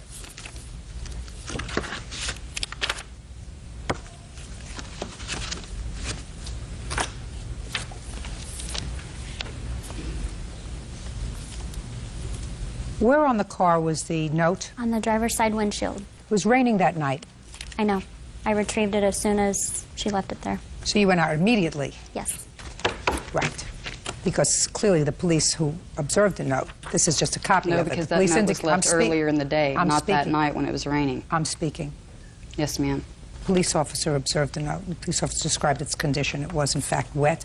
And what the police officer found is that the bags that you showed them to explain that you were in the store immediately prior, so that they took the bags and looked at them, noticed that despite the fact that it was raining very, very hard that evening, the bags that you got from the store were miraculously dry, according to the police report. There are other ways of dealing with problems. I didn't key your car. I believe you did. Well, you're right. my judgment. You have the right to believe Absolutely right. Judgment for the plaintiff in the amount of $700. That's all. Parties are excused. You may step out. I believe that she's totally wrong. Judge Judy's a good judge of character. This woman's trying to deface me. We've had problems from the beginning. I believe this will be a continuing matter. She's got issues. And now the next case. All parties in the matter of Brady Taylor versus Henderson. Step forward. Neil Brady Jr. and his girlfriend, Kiana Taylor, are suing their neighbor, dog rescuer Shauna Henderson, for damages from a dog attack. The couple says Shauna's pit bulls killed their Cocker Spaniel. Who is Brady? I am. Mr. Brady, Ms. Taylor, it is your claim that the defendant's dogs, she has pit bulls, Correct. got loose and attacked your dog, which was on your property. Yeah. Your dog was a pregnant Cocker Spaniel? Springer Spaniel. Springer Spaniel, and the dog was killed. All right. You want Ms. Henderson to compensate you for your vet bills, Correct. for the value of your dog, and for a certain amount of pain and suffering. All right. Loss of companionship. And Ms. Henderson, I'm reading between the lines, says that while it's true that her child accidentally let the dog out, Yes. there is no proof that it was her dogs that killed your dog, and that the amount that you are requesting from her seemed to change periodically. I'm not really sure of what your defense is. Okay. But I have a couple of questions for you. You read the newspaper? No. Ever? Probably twice the past year. Well, first of all, that would be a big problem. You have children? Yes. How many? 2. How old are they? They're 2 and 3.5. Who takes care of them while you're away? Their father, my husband. You live together? Yes. Who works? We both do. When you're working, who takes care of the children? We don't work at the same time. How many pit bulls do you have? They're actually not pit bulls. What are they? They're American Bulldog mixes. This is their license paper showing that they're You not. have pictures of them? Yes. I'd like to see them. Are they a pit bull mix? They're mixes. They're American Bulldog mixes, Your Honor. Well, they both have a lot of pit bull in them. They're mixes. Did you hear what I said? Yes. All right. So, if you read the newspaper, the reason I'm asking you this question is, I would have said to you, you appear to be an intelligent woman. I'm not certain that you're an intelligent woman. But just yesterday, a woman who had a dog, pit bull, that she raised from a puppy, for no reason, turned on her. For no reason. And chewed off half of her face. Now, that's not the first time that that's happened with this breed of dog, and I'm not condemning this breed of dog. I don't know. I've never owned this breed of dog. I'm just talking to you from a layperson's perspective. So if I were the mother of 2 children, and you know that certain breeds of dog, very large ones, especially ones with the jaw configuration of a pit bull, because once a pit bull grabs hold, because of the way their jaw is configured, I gather, and I've had a lot of pit bull cases, once they grab hold, you can't get them unhooked. Very hard to get them unhooked. Right. So they cause more damage than your standard fair dog if they turn on you. That be a fair statement, Miss Henderson? Sure. I wouldn't know why the mother of 2 babies would keep a dog that had that potential if they decided to turn. If a 2-year-old, for some reason, took a stick and poked the dog with the stick so that the dog turned on them, which a 2-year-old can do. Listen, I have little tiny dogs, and I have grandchildren. And I watch those dogs around those grandchildren because the grandchildren can go over, not in, poke them in the eye, you pull the fur. And that's the way a dog responds. Dog turns around and gives a nip. Well, there's a difference in a little dog giving your kid a nip and a dog that grabs onto your face and rips it apart. Neil Brady Jr. and his girlfriend Kiana Taylor claim neighbor Shauna Henderson owes for the death of their Cocker Spaniel. The couple says the animal was killed by Shauna's pit bulls. Tell me what happened with your dog. One evening we were in the house and we heard some screaming outside. I wasn't quite sure what it was until a neighbor knocked on the door and let me know my dog was attacked. Were you the neighbor? Yes. Could you step up, please? Tell me your name. Michael Palmieri. Mr. Palmieri, you are a neighbor of the Brady Taylor family? Yes, I am. Tell me what you saw on what date? I don't remember the exact date, You remember the date? It was September 6th. September 6th? Yes, it was. Go ahead. Absolutely. I heard some commotion upstairs. My wife was screaming hysterically and my son, and I called up. I said, "What's going on?" And she said, "Pit bull attack." And I just ran out of the door. I had only my boxers on. I had nothing else on. I have a small child. Other neighbors have small children. So I didn't know what was going on. I ran out. I saw this one dog with this clamp down on their Cocker Spaniel. I ran over, and I was just hysteric and going crazy, and I went to attack the dog. And the dog sensed that, and he let go. And there was 2 of them. One of them had him in his mouth, and the other was very close by. And then there was a third one, a little one. The third one that's a little one, was it the same breed? I couldn't tell. I don't think so. Okay. I would like you to describe the 2 dogs. Well, the one dog that had the dog in the mouth, there was something very specific about that dog. It had its name written on it, Rex. I don't know if it was spray painted. I don't know if it was dyed. Where was it written? Right on its side. Is that your dog? Yes. Oh, good. Well, there we go. That just took care of that. Yeah.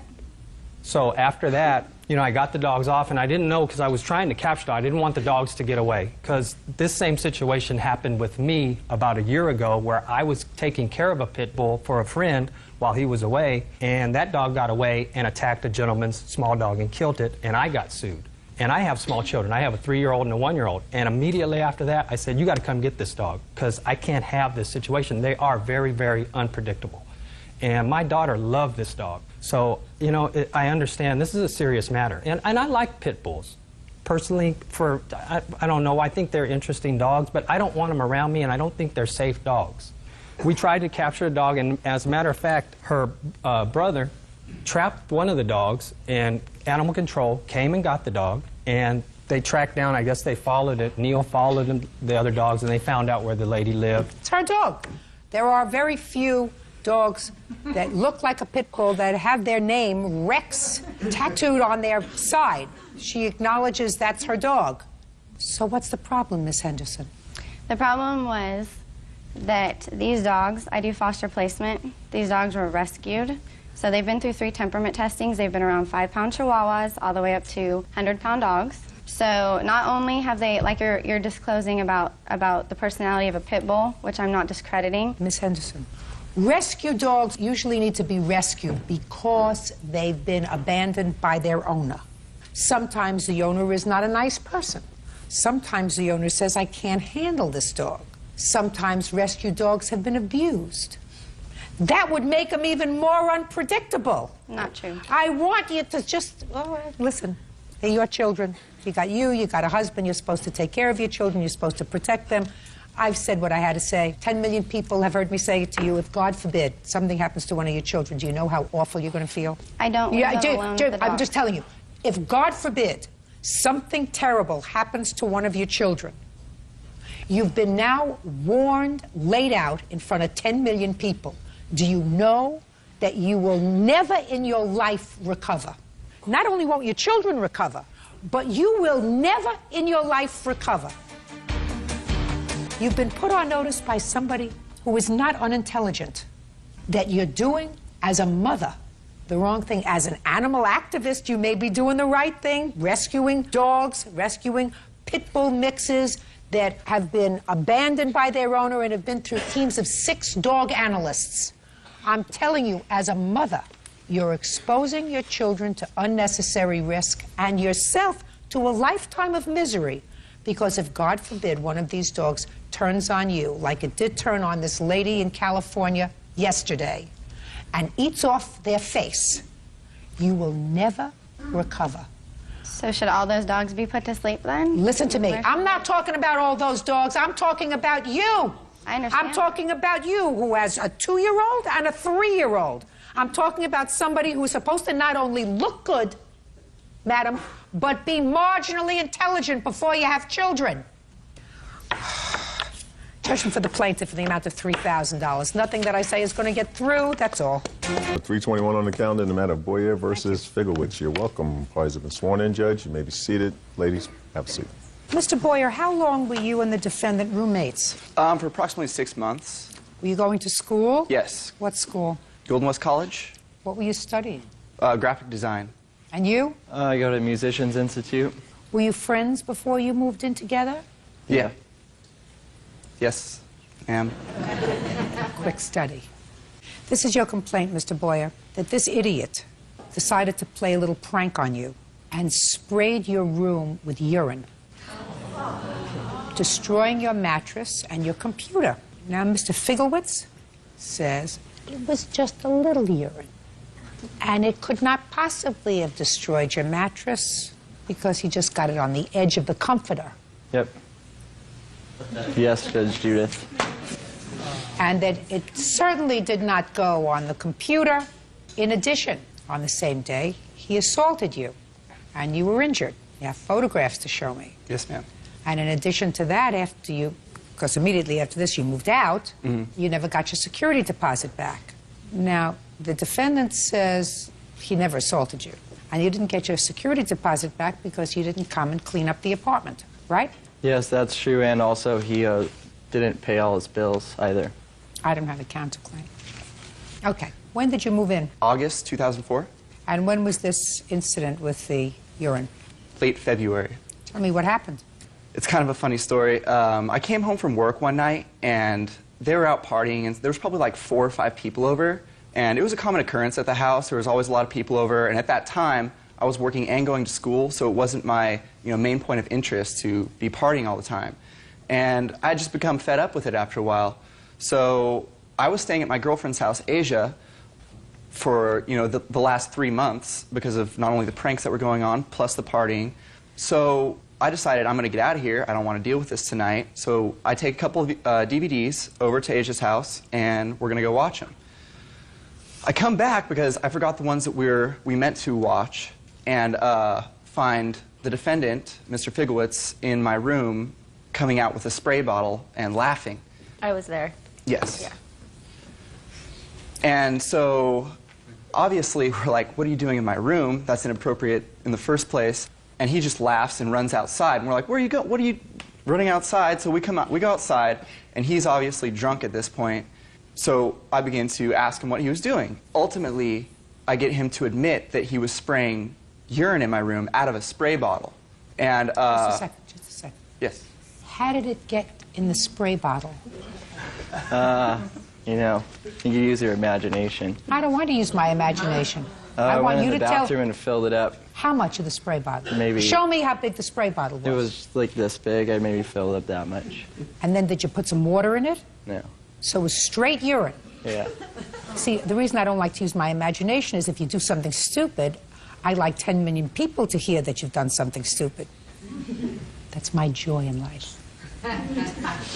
When did this idea foment in your brain that I'm going to go into the bathroom and instead of urinating in the toilet, like most people do, I'm going to go to the bathroom and get a spray bottle, whatever was in the spray bottle, I'm going to dump out.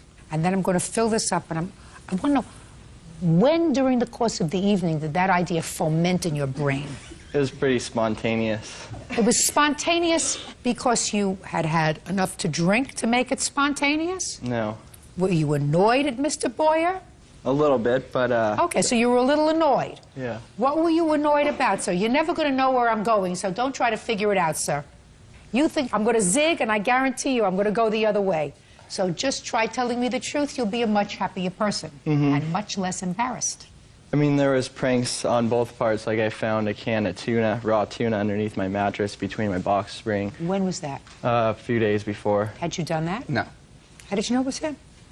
Because I had my other roommate and he told me it was, so. Maybe it was your other roommate trying to get off the hook. Could be, but Could be, I doubt right? it. Okay. Why else were you mad at him? I just felt unappreciated because I paid for everything. I furnished the whole place and spent like $5,000 on all new stuff, and he would always comment that my furniture was tacky or whatever, or my paintings were. So first, he did a prank, you thought, on you, but really you were annoyed with him. Yeah. Because he didn't appreciate you enough. I appreciate you. Let me see pictures. I didn't hear about the assault yet. After I basically caught him red-handed, we went outside and we were having an argument, and some of my friends or his friends, were intervening to make sure nothing physical started to happen. Obviously, I wasn't going to try to do anything. That's not my character. So he comes around and kicks me. We were standing on stairs, mind you, or he was standing 2 stairs above me, kicks me, and I stumbled down, knocked my hand on a beer bottle. It broke and shattered in my arm. That's untrue. And I also have a police report. Can I see it, please? Yes. So you got some scratches on your arms, no stitches, is that right? No stitches. Okay. I wasn't able to go to work the next day. I wait tables, or I did wait tables at the time, so it's obviously inappropriate to have open wounds. Miss Asia, step up, please. I want you to tell me what you observed outside. Okay. Chris went out of the house after we approached him about the situation. We were upset about it because that's disgusting. I sleep there too. I was standing right there on top of the stairs. Ted was on the stairs as well. His friends started getting between the two of them. Then finally something was said, and Chris kicked Ted, and then Ted went down the stairs. Where did he kick him? He kicked him, probably hit him about your waist or hip. Oh, in the With his stomach. with his foot. With his foot, Yeah. because that's where he could reach him. Ted flew forward and then hit his arm on the wall where the beer bottle was. Go ahead. That's not how it really happened. I ran out, I went in the bathroom, and then I walked outside, and then she was, saying, like, you know, Ted's twice my size, he's going to kick my excuse me. You know, then he was angry and he came at me, and in defending myself, I pushed him away with my foot, and he scraped his arm on the stucco wall. That's not true, Your Honor. It didn't have any glass in it or anything. I guess he knocked over a beer bottle, but there was no glass in his arm or anything like that. I heard the whole thing too, Your Honor. Well, I'd like you to stand up and tell me your name. I'm Katie Carlson, and I was in the room when he sprayed the urine. What were you doing in the room? Laughing. Well, that's stupid. I know, it was stupid. How drunk were you? I wasn't drunk at all. And Chris had probably had like 2 beers. He wasn't drunk either. You mean he did this act of stupidity sober? Yeah. Judge Judy continues in a moment. Don't fall over your tongue. You look stupid. You don't want to look stupid, do you? No. You see, because I made him look stupid. Her a little bit. And later today, Where did you get this guitar? My father had given me the guitar. He passed away 5 months later. She contacted you, and you told her it's in storage, you can have it back, no problem. So you were lying. real cases, real people. Judge Judy. Ted Boyer says former roommate Chris Figlewitz vandalized his bedroom. Go ahead. So I was in the room and... I'm just interested in what happened outside. Okay. When Ted walked in, I had been in the room with Chris and I walked out. Listen to me very carefully, my dear. Okay. Get out to the stairs. So I heard Ted and Asia both just really violently harassing Chris. They were both saying that Ted's twice your size, he's gonna kick your... And Chris was just totally like, you know, I'm sorry, I admit it, I'm sorry. And Ted came up the stairs at Chris. Chris put his foot out, defended him. Sorry. Just a second, stop. Were you outside or did you hear this? I did not see the fight. So don't tell me what you saw. Well, You didn't see anything. I heard them yelling and harassing him, and I heard Chris admitting fault, apologizing, and he was making such below-the-belt comments. Just listen to me. Right. Did you see anything? No. Then you may sit down. Okay. What? You know, sometimes some of these cases that we do, it makes me not want to buy government bonds. What happened to your computer? Well, after the whole occurrence, What happened to your computer? it didn't work. Had it worked before? Yes. Untrue. That's untrue. You've got a lot of things that are untrue. We only had one computer hooked up to the internet because his didn't work, and he used my roommate's computer all the time because his computer never Does worked. that sound right? I didn't have Don't play. I didn't have play. internet on my computer.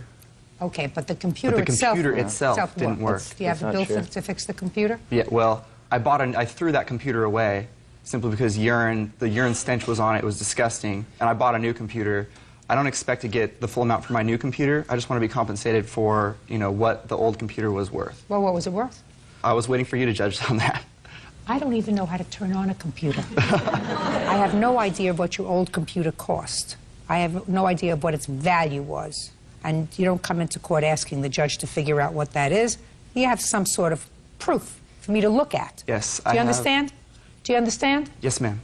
You are suing Mr. Figlewitz for $5,000. Yes. Okay, how much was your deposit? $733. All right, so that you're going to get back from him because he had a good reason to move out because Mr. Figlewitz and his friends, including this young lady, were idiots. Okay? The check was never paid to me. I don't care. It's your fault that he finally left. Then he's going to pay you $1,000 for the fall and the scraped arm because even though you didn't have glass in your arm, it's something that you don't have to tolerate. And I absolutely believe, Miss Asia over here, that your friends were in between the two of you. You were both hot, and that while the friends were in between the two of you, you kicked him and caused him to fall. And you cannot, sir, do that. The mattress. Did you buy a new mattress? Yes. How much did you spend on it? $500. You have a bill? No, I don't. I have different like prices in mattresses, and I didn't buy a new one. I flipped it over. Well, no, I averaged all the prices out of new mattresses that I needed. I threw the old one away. Listen to me, sir. Yes, ma'am. Listen to me very carefully. Don't fall over your tongue. You look stupid. You don't want to look stupid, do you? No.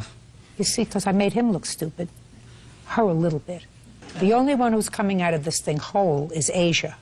I'd hold on to her if I were you. But don't lie to me. I don't like it. Okay. You threw away the mattress, and first you say you bought a new one, then you say you didn't buy one, but you averaged out the costs. Who are you living with now? Asia. Asia, do you have an apartment? Yes, I do. Have a one-bedroom apartment? 2-bedroom. 2 bedrooms. Who else lives there? My girlfriend. So you split the rent? Yes, we do. How many ways? 3. 1, 2, 3. And he shares your room? Yes. And you sleep on the floor? No. You sleep on a? Bed. Which has a? Mattress. Perfect. Judgment for the plaintiff for the amount of $1,733. You have a mattress, Mr. Boyer. That's all. Thank you. Parties are excused. You may step out. Just escalated into this, and that was about it. That was enough. He's a liar. We've told this story one too many times, and it was easy to win this case. I just got fed up with him. I'll probably just live on my own from now on. Just keep clear of the roommate situation. And now the next case. All parties in the matter of Stewart versus Marriott. Step forward. 19-year-old Kelsey Stewart is suing her ex-boyfriend, 21-year-old Joshua Marriott, for the cost of a bass guitar. Kelsey says Joshua sold it without her permission. Ms. Stewart, according to what I read in your complaint, you and the defendant were an item some time ago, and while you were together, you loaned him a precious guitar. Yes. That had been given to you. You'll explain to me why it's so sentimental. You gave it to Mr. Marriott to use, according to him, in his band. And then you broke up. According to him, this was a gift. He had no use for it after a period of time. And then it was sold. Not by him, but by his mother. Where did you get this guitar? My father had given me the guitar for a Christmas present before When? he passed away in 2001. So it was sentimental for you? Yes, it was very. And when did your father pass away? He passed away 5 months later. Kelsey Stewart claims ex-boyfriend Joshua Marriott sold her bass guitar without permission. Kelsey says the guitar was a gift from her late father. Why did he give you a guitar? He, for some reason, decided that I was going to play bass guitar, so he finally just bought one for me. Did you learn? No, he passed away before I could get lessons. How come you gave it to him? Lack of judgment. I shouldn't have. Tell me when you gave it to him. The following year. When in 2002? May. Summer, fall, winter, or spring? Spring. And when did you break up with him? We had broken up before then, actually. Well, then, why transfer this sentimental guitar to someone with whom you no longer had a relationship? We were still friends at the time, and we were still on good terms. Like I said, better lack of judgment. Well, tell me about when you turned it over to him. I want to hear. He was at his house. I drove with my current boyfriend to drop it off. Why would you do that? He asked if he could loan the guitar. We had actually discussed it before when we were dating, and so it came up as, remember when you said I could borrow the guitar? And he said that he needed it to go on tour with his band, and I said that I would loan it to him until I needed it back. When did you think you were going to need it back? I wasn't sure. Did you ask to borrow the guitar for the group to go on tour? Yes, I did. And the band didn't end up going on tour. And after that, I just put it in my garage, and it just sat there. And I didn't hear from her for at least 2 years. That's not true. Well, when was the next time you contacted him about your guitar? I was unable to get a hold of him for about a few months, and then before I left, I found him online again. Well, just a second. You drove it over to his house, you said. Did he move? Yes, he did. No forwarding address? He would not take my phone calls, and so the only way I was able to contact him was online. And I contacted him, and I said I was moving to San Diego, and I was going to need the guitar back to take with me. He said it was in storage and that it would be fine and it would be returned, no questions asked. When was this? September of 2003. Did you have it in storage? Yes, I did. Could you stand up? You don't need anything to hold on to, right? When she contacted you and you said it was in storage, you were telling her the truth. No, actually, I wasn't. Well, was it in storage or wasn't it in storage? It was in storage, and then my mother sold it. So this wasn't a couple of years later. This was a year later, September of 2003, when she contacted you and you told her it was in storage, you can have it back, no problem. So you were lying. I actually contacted her, which is the funny thing, because I found her on a site called MySpace. And if I would have known that she would have attacked me on the internet for this guitar. Your Honor, that was 2 years later. When she contacted you and said, I'm moving to San Diego. She told me that she was in San Diego when she contacted me. I was also looking for her, too. Why were you looking for her? So I could give it back to her before my mom was going to sell it. Did your mother have permission to sell it? Yes, she did. She had your permission to sell it? Yes, because How big is this bass guitar? Like this. Where were you living and where was your mother living? I was living in Campbell with my grandparents, and my mother was living in Gilroy. Why couldn't you take the guitar with you? Because I kept on moving around to myself, and I wasn't going to carry someone else's belongings with me. Oh. Did you have any clue that this was a gift from her father? No, I did not. Is that right? No, he would have known. It was a very sentimental thing, and I would have told him. Yeah, I assume you would have told him. If it was so sentimental, why would you let me borrow it? Like I said, it was well, that's a good question. You want to know why? Because sometimes people in affairs of the heart behave irrationally. I tell you this for sure, Mr. Marriott, I wouldn't have loaned you the guitar. What kind of a guitar was it? It was an Ibanez-based guitar. And how much will it cost you to replace it? $300. You have any papers to prove that? Yes, I do. Let me see.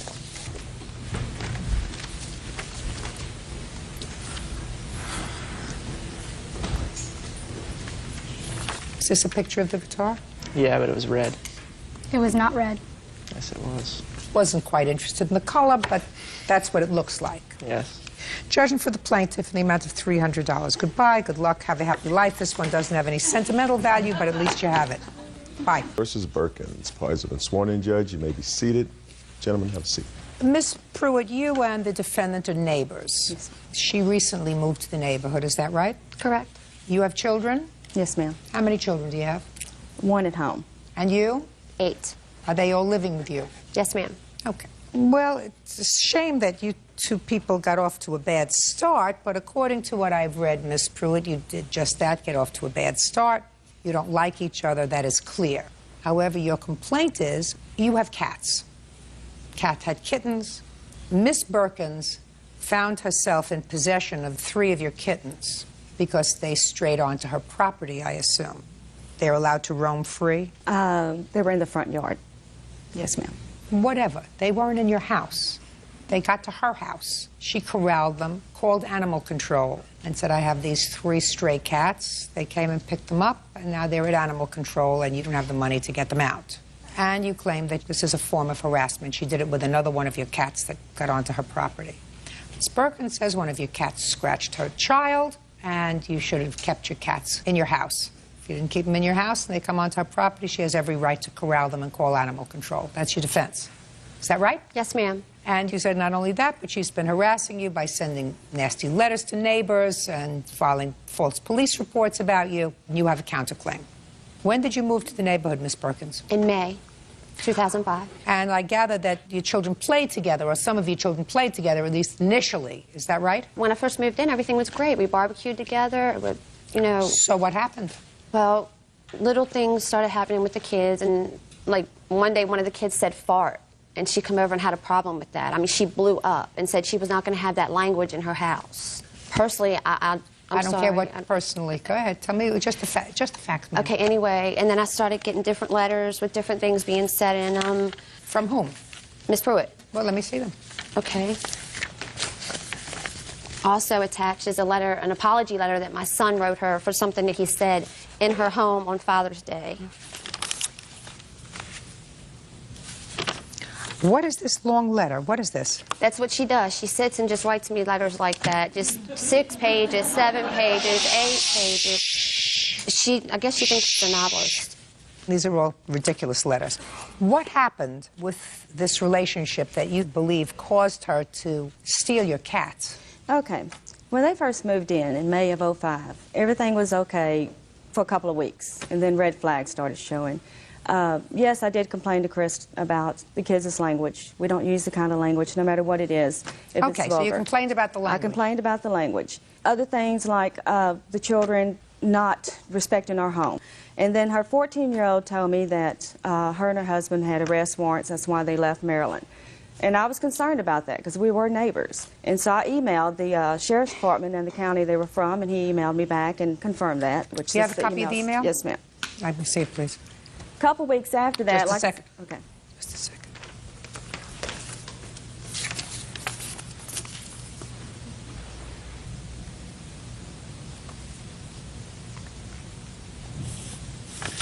Okay.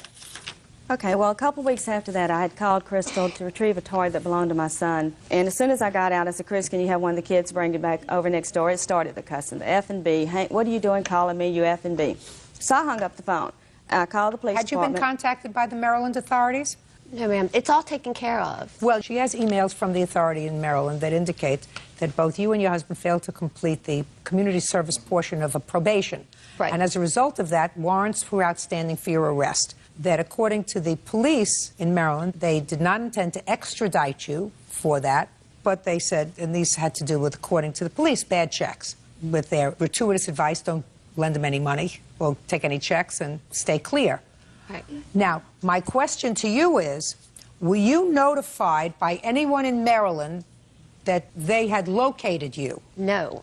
She comes screaming at me on 4th of July, I'm going to have you locked up and take your kids from you. So my kids are outside playing in a sprinkler. One of them said the F word again, fart, and she's like, that's it, I've had it. She said, I'm calling your landlord, and I'm getting you out of here.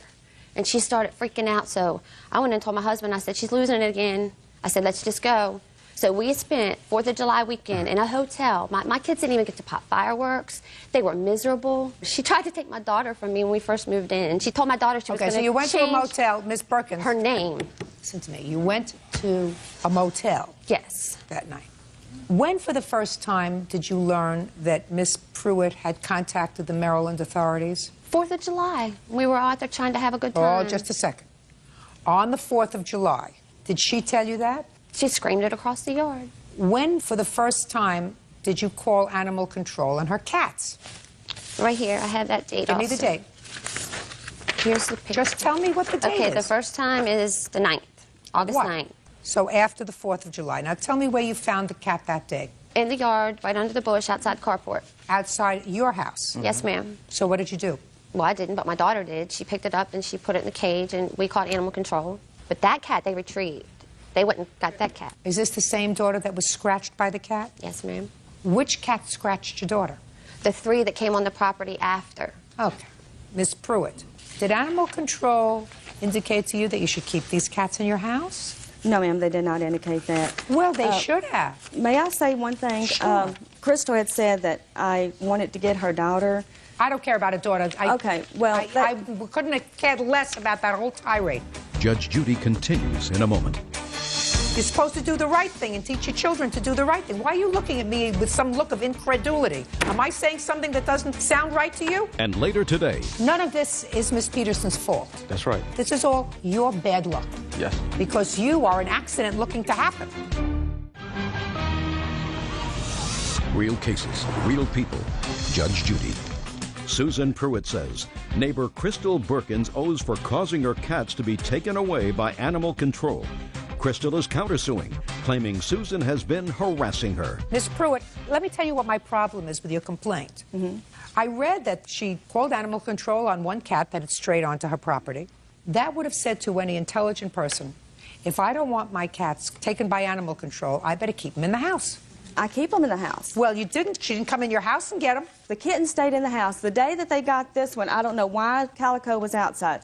The second time they got the kittens, we were outside all day long. Within 30 minutes after we went in the house, whenever he went to look for them, the cats were gone. Miss Pruitt, Miss Perkins did not come into your house and steal your cats. No, she didn't. Where did you find the cats the second time, Miss Perkins? Same place. They go under that bush right outside the carport. They all get up under there.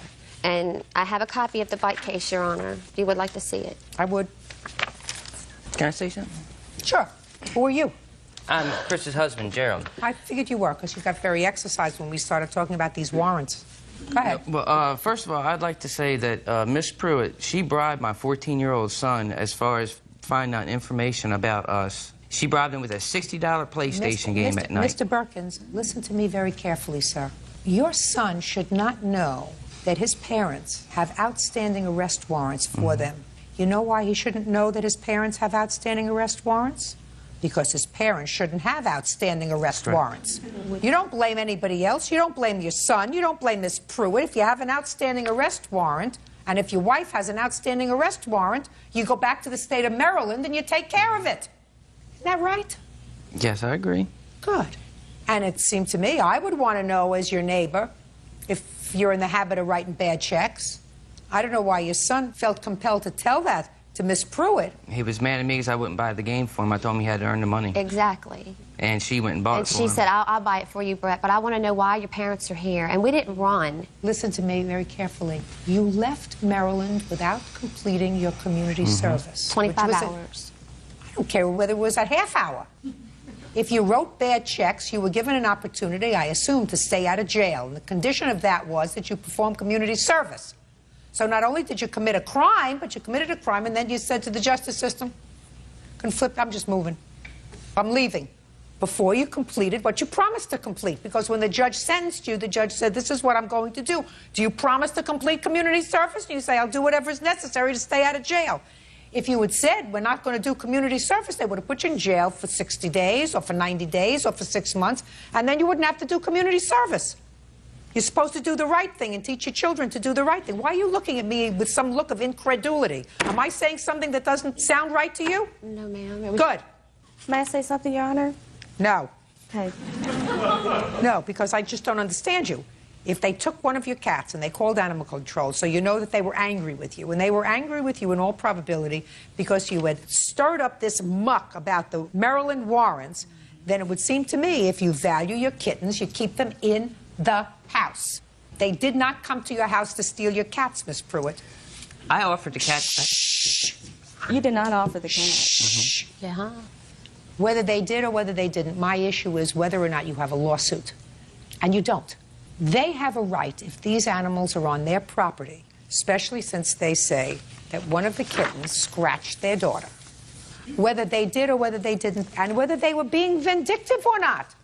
They might have been. They might have said, listen, she stirred up all this muck about us. We're going to call animal control if her cats come on our property again. It's your responsibility as a pet owner not to put your animals in harm's way. And if you have cats and you choose to let them be outside cats, somebody, them, other neighbors, some stranger 2 blocks away is going to take your cat and is going to say, I don't want this cat coming in my house. I don't want this cat coming around underneath and spraying and making mess around my house. If people want to have animals, they have to take care of them. And if you didn't take care of them to the extent that these people managed to get their hands on them, you have no lawsuit. I know what you're saying, but I also know these people, and they did do it in a vindictive way. And They may have, but we on don't a have a special Saturday court. for the We kids don't to- have a I know. special court for that.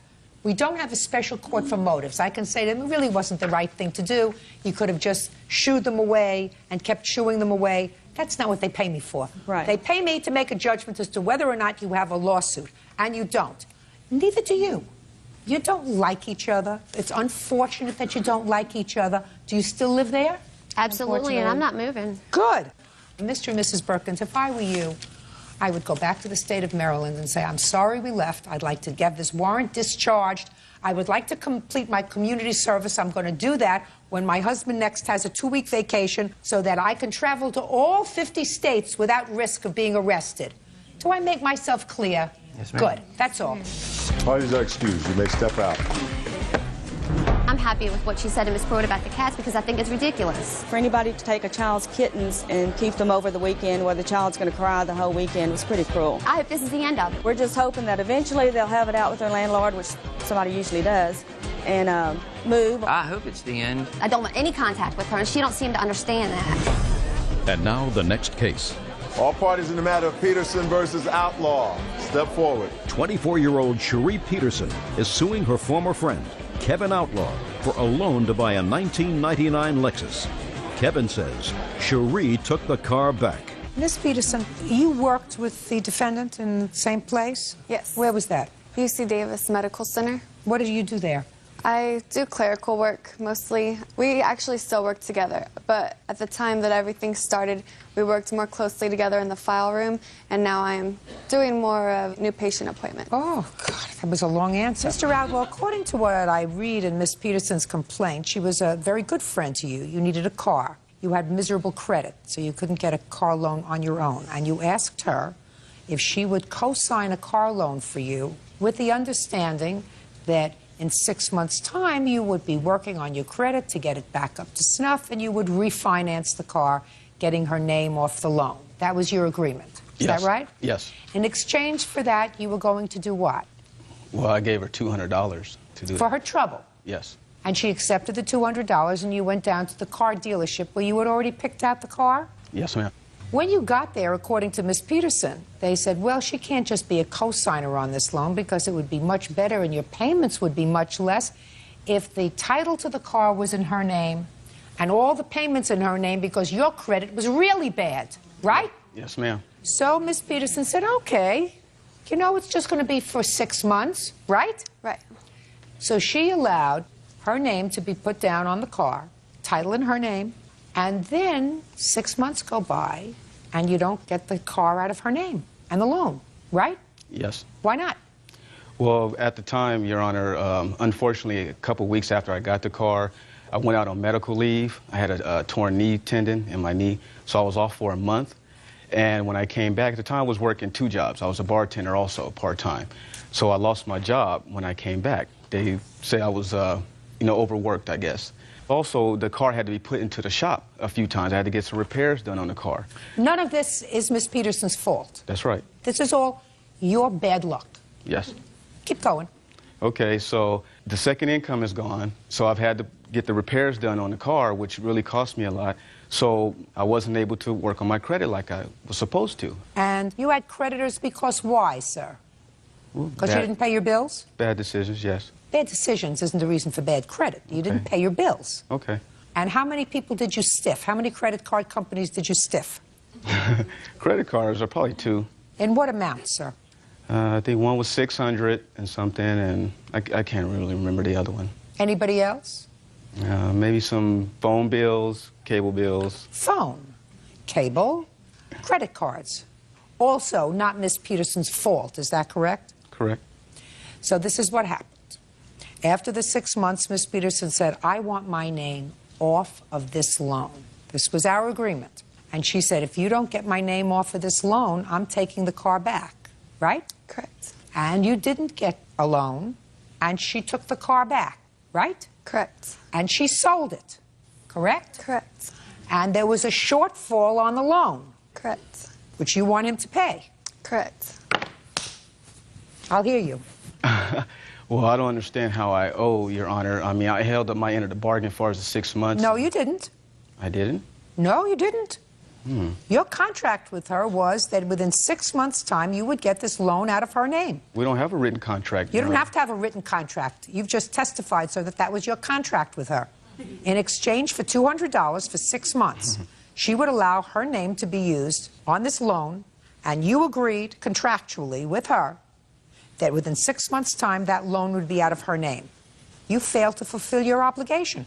Your obligation was to make the payments and get her name off that car loan so that she didn't have to hook her star to your galaxy because you are an accident looking to happen.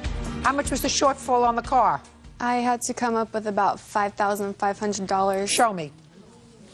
Here's the bill of sale and also what I had to come up with. The receipt shows $5,517, I think. And the other is the bill of sale, which the person bought the car for $14,000. And I owed $19,500. Miss Peterson, how old are you? I'm 24.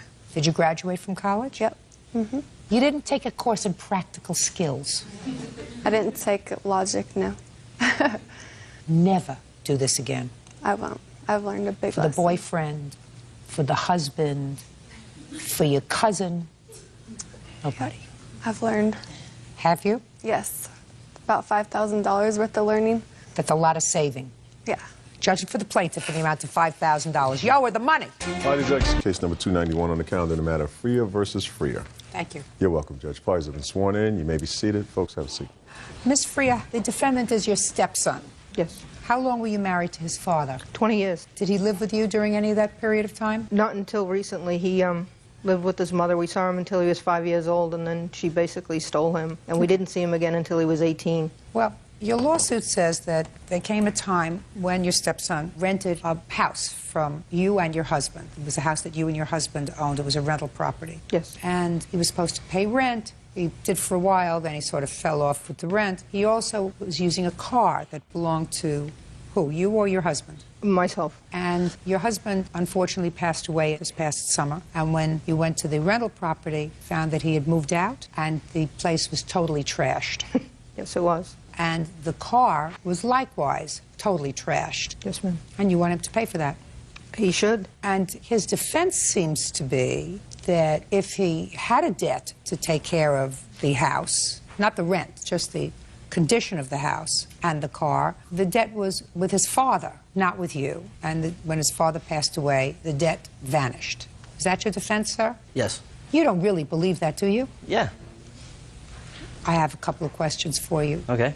I'm not going to say anything funny. I guarantee you that by the time you're finished here, you will not be laughing. How old are you? 26. How do you support yourself? I work. Doing what? I install glass in buildings. When did you move into this rental property? A couple of years ago. Tell me when. Don't be smart and don't be smug. Are you a drug addict or an alcoholic? I was. When? Back when I was living there. Really? Both drugs and alcohol? Yes. See, I was being sort of facetious because I was going to say you had to be on drugs or alcohol or else you would know how many years ago you moved into this house. So you were an alcohol abuser and a drug abuser. Yes. While you were living in the house? Yes. Are you still abusing drugs and alcohol? No. Did you go into rehab? No. You mean you just stopped? Yeah. You want to tell me how you did that and when? Back in February of this year, I was stabbed and By a stranger? kind of. I really didn't know him. I was just partying with him. So you were in the hospital for a while? Yeah, well, just like one night. It wasn't really that bad. It was stabbed in the back. It just like punctured my lung, just a little. And? And after that, my dad had a stroke and stuff, so I just kind of figured I need to start changing my life. Well, that's a very good thing that you figured you had what we call in the trade an epiphany, a life-altering experience, a wake-up call, right? Yeah, you could say that. Don't be smart with me. I don't think you're cute. Now, if you have what we call an epiphany, a mind and a life-altering experience, that usually says you want to start doing the right thing. Is that right? Yeah. Try yes. Yes. And when you were living in this rental property, you stopped paying rent because you were putting up your nose or in your veins or whatever you were earning, so you stopped paying rent, correct? Correct. And you stopped paying for the care of this car, correct? Correct. Then you had this experience. Don't you think that you should go back to your old life and say, I have to make certain amends for things that I did, like trashing this house? No. Why not?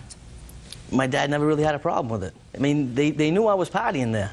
They knew I was drinking. They knew I was partying. They knew I had friends coming over. Can I see pictures of the house, please? Yes, Your Honor.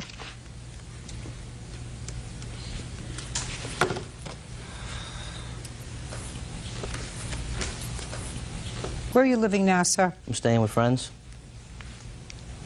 What did I ask you that was funny? Nothing. Why would you trash a house like this, sir? Just having a good time. Are you the only child that your father had with your mother? No. How many other children did your father have with... One. Where is that child? He kind of stays with my mom. Does he stay with your mother because he takes care of her? No.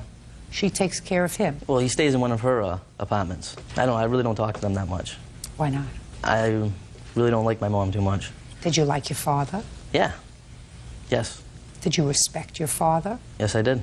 No, you didn't. Well... And you don't respect him now. Did I wipe the smile off your face? You don't respect him now because if you respected him, you wouldn't have done this to his property. And if the excuse was that you were using drugs and alcohol and therefore you were not in control of yourself, that's not an excuse. That's a reason that you would allow you and your friends to do this to his property. But now you've sobered up. So I don't think that you respect your father or his memory, sir. Yeah, but because if you did, then you would say, this property belonged to, at least in part, my father, and I'm disrespecting his memory by leaving it like a pig pen. I'm disrespecting who he was and how nice he was to me by saying to me, listen, we'll give you a home. You don't like your mother. Maybe she's a problem, but I want you to feel as if you have a home with us. Here's a place for you to live, and you take it and trash it. But then you get clean and sober, and you don't fix it. And there's no excuse for that if you want to do the right thing and turn your life around, Mr. Frere. We understand each other? Yes. We're not laughing anymore, are we? No. Judge Judy continues in a moment. His life-altering experience didn't alter the way he thinks. I'm telling you, for your own protection, keep your distance. Bad news. And later today, And I told him that I was supposed to meet this woman to give her her backpack. Would it be all right if I left it with him? He was...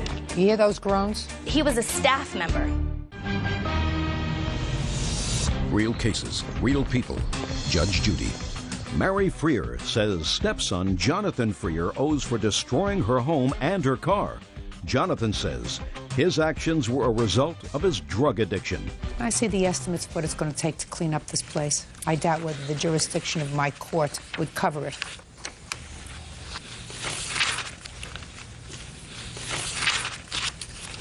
It doesn't. All right, now tell me quickly about the car. He didn't have a vehicle, so I let him use my vehicle. And when I found out he left, we went to the house and the car was in the driveway. How did you find out that he moved out? He told my daughter. My daughter speaks with her brother still, and he told my daughter that he was going to move out. She's the one who informed me that he was gone.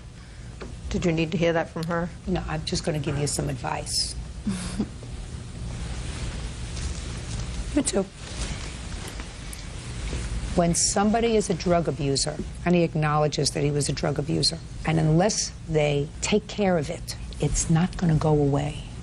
And his life-altering experience didn't, from what I'm hearing, alter the way he thinks. So you look like two nice young people. Keep your distance.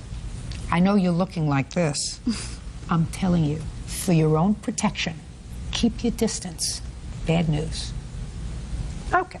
Can I see pictures of the car, please?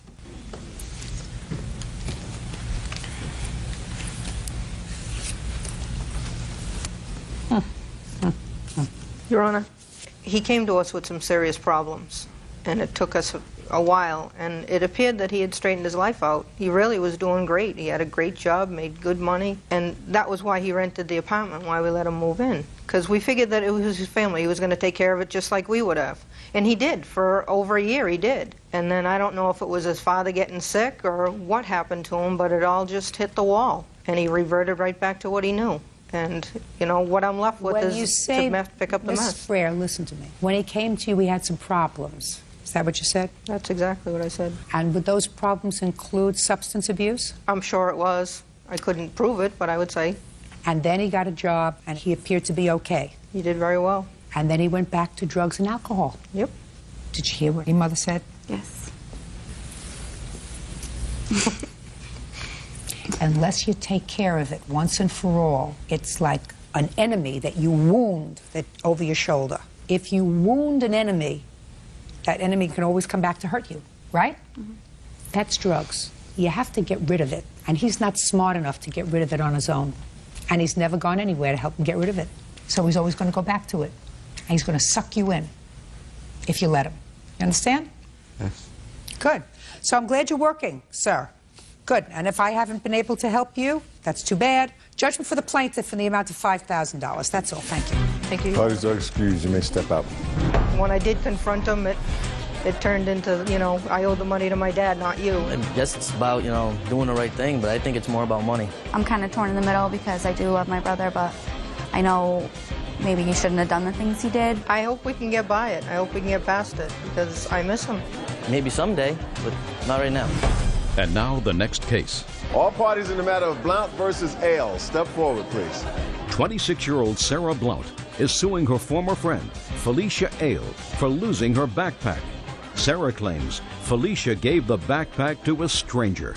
Ms. Blount, you are suing the defendant for a backpack and its contents. Yes, Your Honor. Lots of expensive goodies in this backpack that you had left in her car. Yes. The defendant has a rather interesting defense, which I'm going to allow her to explain to Officer Byrd here, because he's going to be fascinated with the defense. How did you know each other? We're acquaintances, former co-workers. We've known each other for about a year, and we had both been at the same festival. What kind of festival was it? It was a music festival. When? It was the weekend ending on Sunday, June 26th. What were you doing there? I was working. I have a second job. I was working for the brewery there, and so I had been working every day and camping at night. And the defendant, what were you doing there? I was working for the promoter of the festival. I've worked for him for the past 3 years. I'm in charge of ticket sales, handling cash for the festival. Good. So you saw each other there during the weekend, and Yes. according to what I read in your complaint, Ms. Blount, the defendant was going to give you a ride home. Yes, she had offered on the last day on Sunday. She said, "How are you getting home?" I said, "I'm not sure yet." I knew. Where do you live? We both live in Portland. Maybe 45-minute drive from where the festival was held. Yes. Okay. So she said, "How are you going to get home?" Yes, and she said, "I'll give you a ride home. Here are my keys. Put your pack in my car." I want to emphasize before anything else that this pack was full of everything I needed for 4 days on cold nights in Oregon. I work at a camping outdoor store. It wasn't cheap, shoddy merchandise. It was very nice. It was several of the items were brand new. Okay. A little while later, it started raining. Felicia approached me, said, "You know what? I'm going to go home a little early. I can't give you a ride home." So I said, "Well, let me go get my pack out of your car now." She goes, "Oh, don't worry about it. At 5:30, we will meet." We made plans to meet on the road where the road forks on her way out en route to the exit. And what time were you going to leave? I was working that evening, so I wasn't leaving until later in the evening. Okay, you were going to leave at 5:30. I had approached Sarah in the beer garden where she was working and said that it was raining and I wasn't going to stay until the festival was over. So you were leaving early. You were So I was going to leave early. So I asked her what would be a good time to meet. We both agreed that 5:30 would be a good time. That was a few hours before the meeting time is when I had approached her. Fine. So what happened? So she said, "Let's meet where the road forks and we'll meet at my car. If I'm not there, go up to the parking lot," which I knew where that was because I had gone to put my pack in her car at the parking lot. So at 5:30 on the dot, I stopped what I was doing and I went to the road. I couldn't find her. I couldn't see where she was, so I went up to the parking lot. I couldn't see her car there. I'm looking for her car, which is a station wagon. It's a white wagon. I look up and down. I walk up and down the road for approximately 15 minutes, thinking, you know what? I have to get back to work. I don't see her. So I go back to work. I had no cell phone at the time because it was in the pack, and nobody's cell phone had any reception at the point, so I couldn't get a hold of her immediately. So I waited until I'd got another ride later that evening, and I called her, I think, 2 times, and didn't hear any response until the following morning. Okay. What happened, Ms. Hale? I went to my car. I waited at my car till about 5:33 is when I got in my car. I got to the corner at 5:36 and waited for a few minutes. And I didn't see Sarah. So when I had gone to speak with her earlier at the beer garden, she had expressed to me that she needed her pack. So I didn't want to leave the festival with her backpack, knowing that she needed it. The place where I was a one-way out road, and I was blocking the exit to leave the festival. So I couldn't wait there. There happened to be a gentleman sitting in a chair who was a staff member. He had a staff shirt on, sitting in his chair, and I told him what was going on, that I was supposed to meet this woman to give her backpack there. She wasn't there. Would it be all right if I left it with him? He was... You hear those groans? He was a staff member. He was a staff member. He was going to be there for the next hour and a half. She wasn't there. And she'd told me she needed her bag. I had no way of getting a hold of her, so I figured the best thing to do is to leave it in the exact spot where we're supposed to meet. It's a visible spot, and he was going to be there for the next hour and a half. I told him her name, who she worked for, and he said, "Does she know to meet you here?" And I said, "Yes," but it's 5:36, and it's, by this point I had been there a couple of minutes. There were cars behind me trying to leave, and I had to go. Got it? All right, can I say... I had no idea I was looking for a man, a stranger. The law is pretty clear. You do not owe her extraordinary care in taking care of this backpack, which you gratuitously said you can put in my car. You owe her what I perceive to be ordinary care. The question is, did you exercise ordinary care in first waiting according to you, giving you every possible benefit of the doubt, 6 minutes beyond the 5:30, 6 minutes, not a half hour, not 40 minutes, not an hour, 6 minutes beyond which you claim she was late. That's giving you every benefit of the doubt. Let's say your watch might have been off a minute or two. Okay. Okay? Did you exercise ordinary care in turning this backpack over to someone that, despite the fact that you say he was a staff member because he had a shirt on, You didn't know. He didn't know her. He didn't know what she looked like. She didn't know him. You didn't get a telephone number. You didn't ask him for any identification. You could have said, listen, I want to give this to you, but do you have your ID on it so I can take down your name and your phone number in case you don't hook up with us so that she can get in touch with you? Nothing. You take the backpack and you say, here, take it, give it to her. She's supposed to be at 5:30. She's not here at 5:30. It's no longer my responsibility. The law doesn't give you that right, Ms. Ale. The law says you have to exercise ordinary care. And unless you did that, unless you got this man's identification information, his telephone number, a place where he could be contacted so that in case that they couldn't get together, she would have some way of contacting him, not just a man who was wearing a shirt that indicated he worked there. Well, I had no way of contacting her. You did not exercise ordinary care. You added up the things in the backpack? Yes. What did it come to? $978. Can I see the bills, please? Okay, I have receipts from my place of employment where Can I bought see them. it, please?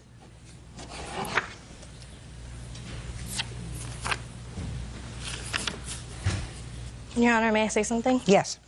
The previous place where we both worked, we had special deals that we were able to purchase from there. We sold a lot of high-end camping items. We also returned a lot of them as well, and were able to resell those items. Employees were able to go to those sales for employees only the night before they were open to the public and purchase those items for extremely discountable prices. I have claimed nothing just a second from those purchases. So all that I want to say is that I don't know what was in the backpack. The backpack was put in my car. I took the backpack out of my car, but we were able to purchase items for an extremely discounted And that's rate. irrelevant in this case because... Well, just a second. Okay. It's not irrelevant if that's not what you paid for them. Exactly. Okay, and what you're testifying to under oath is that you paid $978 for these items. Is that what you're telling me? Yes, and I have receipts for the biggest ticket items. Judgment for the plaintiff in the amount of $978. That's all. Parties are excused. Frazier versus Turner. Thank you. You're welcome, Judge. Parties have been sworn in, Your Honor. You may be seated. Folks, have a seat. Ms. Turner, is your husband here today? No, ma'am. Where is he? At work. How long have you been married? 8 years. You have children? No, ma'am. Miss Frazier, according to what I've read, you and Miss Turner's husband have been friends for a long time. Yes, ma'am. How many years have you been a friend to Miss Turner's husband? About 20 years. You know him from school? From school. We grew up in the same neighborhood. And according to you, Miss Turner is not happy that you have a nice, close friendship with her husband, and she reacted to that, according to you, by harassing you and vandalizing your car. Yes. Miss Turner says nothing could be farther from the truth, that you have actually been harassing her and she would never do anything to vandalize your car. Correct. I read your answer, Miss Turner, and I read Miss Frazier's complaint. Do you approve of the friendship that Miss Frazier has with your husband? I didn't have a problem with her being friends with my husband. The problem came in when I initially had contact with Mrs. Frazier. She was being chased down the street by another woman, hollering, "You better leave my husband alone." That's my first initial contact with Mrs. Frazier. At the time, I did not know who she was. And me and my husband was sitting on the porch that day, and he looked and said, "That's my friend Kathy." He went over to offer his help, and at that time, she came back over to the porch, sat down to get herself together. After that, that's how I initially met her to let me know. How long ago? That was 6 years ago, ma'am. I'm going to ask you again. Yes. Do you have a problem with your husband and Miss Frazier's relationship? At this time, yes. And when did you develop a sense that this was not the kind of relationship that was good for your marriage? To me, friends is a title, and a friend shouldn't come over every other day, shouldn't call every other day. And also, on several occasions, I came home and she was in my house. I don't think that's appropriate for a male and a female, especially a married man, to be in a house with a woman. That's her. Did you discuss that with your husband? Yes, I did.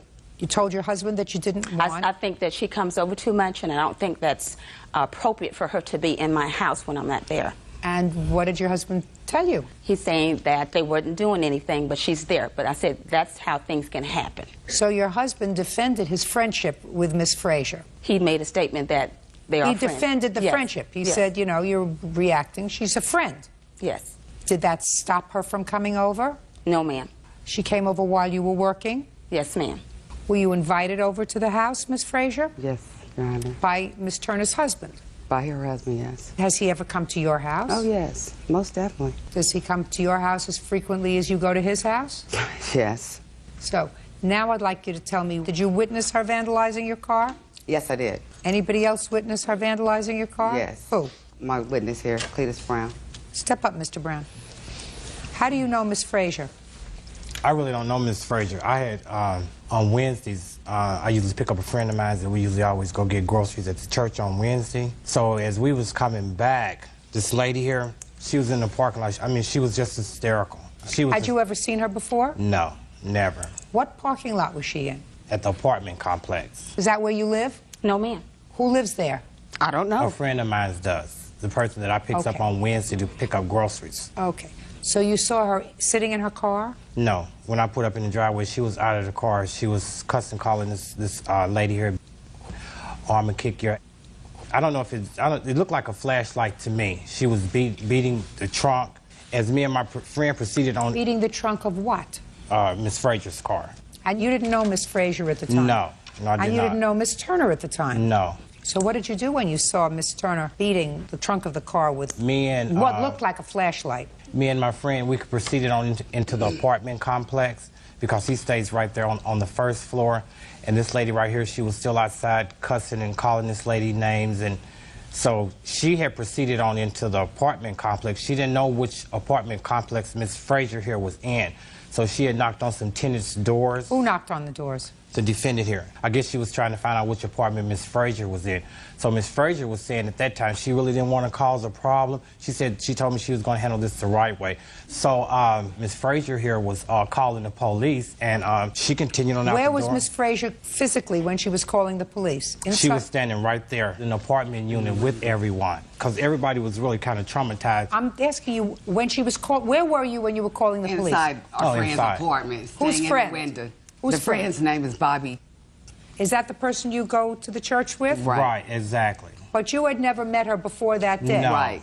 I never. just met him that day. So you went into Bobby's apartment? I went to visit Bobby on this particular day. And when I was there visiting Bobby, he introduced me to Cletus. This is my friend Cletus. We go to the store together. And we all decided we was going to play some cards. So Bobby said, man, let's go to the store first, you know. So they went to the store. I sat there, waited on them to come back. When they came back, that's when Janice had pulled up. Her van was parked on the street. My car was parked in the building parking lot. She walked up to my car, beat it on my trunk with this flashlight. She's still ranting and raving, calling me, I'm gonna f you up, blah, blah, blah, blah, this, that, and the other. Then she leaves, and she goes back to her car. She gets a flathead screwdriver. She comes back, and she starts scraping up all on the back of my car. Your Honor, this incident has been going on with Janice. Wherever I go, she sees my car. She gets out. She rips and ramps. She calls. She threatens. She's going to do this. She's going to do that. You know, Frazier, listen to me. I'm sorry. You have pictures of the car? Yes, I do. I'd like to see the pictures of the car. I'm going to have a heart-to-heart with you, Miss Frazier. Yes. Then I'm going to have a heart-to-heart with Miss Turner. Okay. You know this friend of yours that's been your friend for 20 years? Yes. Get rid of him. Most definitely. I already know that. Listen to me. Yes, ma'am. Get rid of him. It's not worth it. You want to know why you're supposed to get rid of him? Because he's enjoying watching you two women make fools of yourself. Exactly.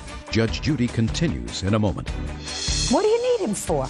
You think he's making your life pleasant? According to the answer that I received here, he has not made your life pleasant. And later today, her girlfriend was egging her on. Don't tell me she was egging her on. What did do she it, say? do it. You're not going to do it. Do it. You're not going to do it. I know you're not going to do it. And they were both laughing. real cases, real people. Judge Judy. Kathleen Frazier says her car was vandalized by Janice Turner. Janice says Kathleen won't keep away from her husband. Miss Turner, whether you like to acknowledge it or not, your husband is enjoying watching two women clawing at each other, fighting over him. Exactly. That's their mentality. Thank you. Thank you. You may not believe that, but I want you to think about something you told me before. You said to me, I told him that you don't think it's appropriate for her to be at your house when you're working. He's your husband. He's supposed to care about your feelings, whether you're right or wrong. And this friendship that he has with this lady certainly isn't important as your marriage, right? Yes, ma'am. Clearly, it hasn't stopped him. Yes, ma'am. So he's sitting back and he's enjoying watching you two ladies make fools out of yourself. What does he do for a living? It's a painter. And what do you do? I'm a secretary. You've been working for the same company for a while? 15 years. You look like a terrific lady. Thank you. What do you need him for? You think he's making your life pleasant? According to the answer that I receive here, he has not made your life pleasant in the last few years with his relationship with Miss Frazier. You did the wrong thing, by the way. I mean, he's married. I know. He's married.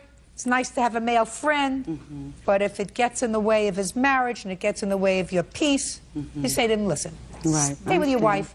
Leave me alone. I'll find another friend. Cletus looks... Cletus? Cletus. Looks like a lovely man. Find Cletus. Are you married, Cletus? No, ma'am. Perfect.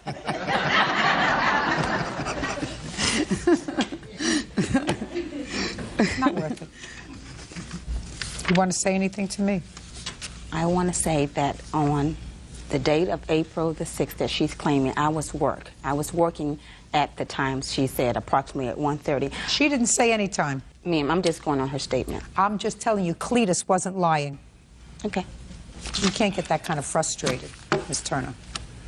Anything else you want to tell me? No, ma'am. Great. Can I see the estimate of the damage, please? Are you friends of hers? Yes, ma'am. Been friends for a long time? Yes. You know the husband? Yes, I do. Your Honor, I also know how Miss Frazier I work with Miss Turner at the school, and she has harassed our office staff. I have all of that information. I believe it's true. Okay. You following what I'm saying about this husband? I follow you. He's enjoying watching these two women fight over him. Makes him feel good. You know? Makes him feel like Brad Pitt. For real. It's not worth it. I'm sorry. Judgment for the plaintiff in the amount of $1,151. Thank you. Thank you. Parties are excused. You may step out. I don't think that's appropriate for a man or a woman to be alone, especially a married man in a house with a woman. Her husband was like, she can't tell me what to do, and we've been friends for long, and I'm not going to let her and nobody else ruin our friendship. It was just unfortunate, but, I said, I told her I'd stick with it through the end, Misery loves company. She's a lonely woman. And like Judge Judy told her, he's single. Go maybe see if he could talk to her. It's just one of those things. Live and you learn. You look for trouble, trouble will find you. And now the next case. All parties in the matter of Taub versus Gilmer, step forward, please. 27-year-old Carly Taub and her parents, Harris and Judy Taub, are suing their neighbors, 13-year-old Kimberly Gilmer and her mother, Martha, for car repair bills. Mr. and Mrs. Taub, and I assume this is your daughter. Right. Who, according to your complaint, is entering law school. I just finished law school, actually. Just Took the finished bar. law school. Yeah. Good. Congratulations. Thank you. Good luck. According to your complaint, you purchased this car for her. You a neighbor of the defendants? Do you live across the street from each other, or was she just visiting a neighbor? I was visiting. She was visiting a neighbor of yours, and her daughter got into her car and either backed or moved forward, and her car hit your car, causing some damage. Do you have pictures of the damage? We do. I'd like to see it, please. Where did you go to law school, Miss Taub? Golden Gate University in San Francisco. Mm-hmm.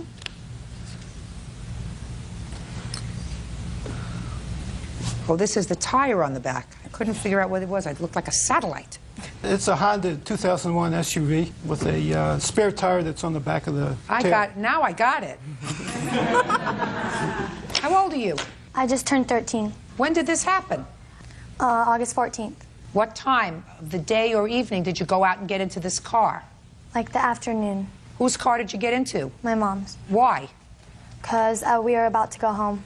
Who gave you the keys to the car? My mom's purse was in my grandma's house, and I knew she would forget it, so I had her purse on my shoulder. So you had your mother's purse on your shoulder. You took the keys? Yes. Why did you start the car?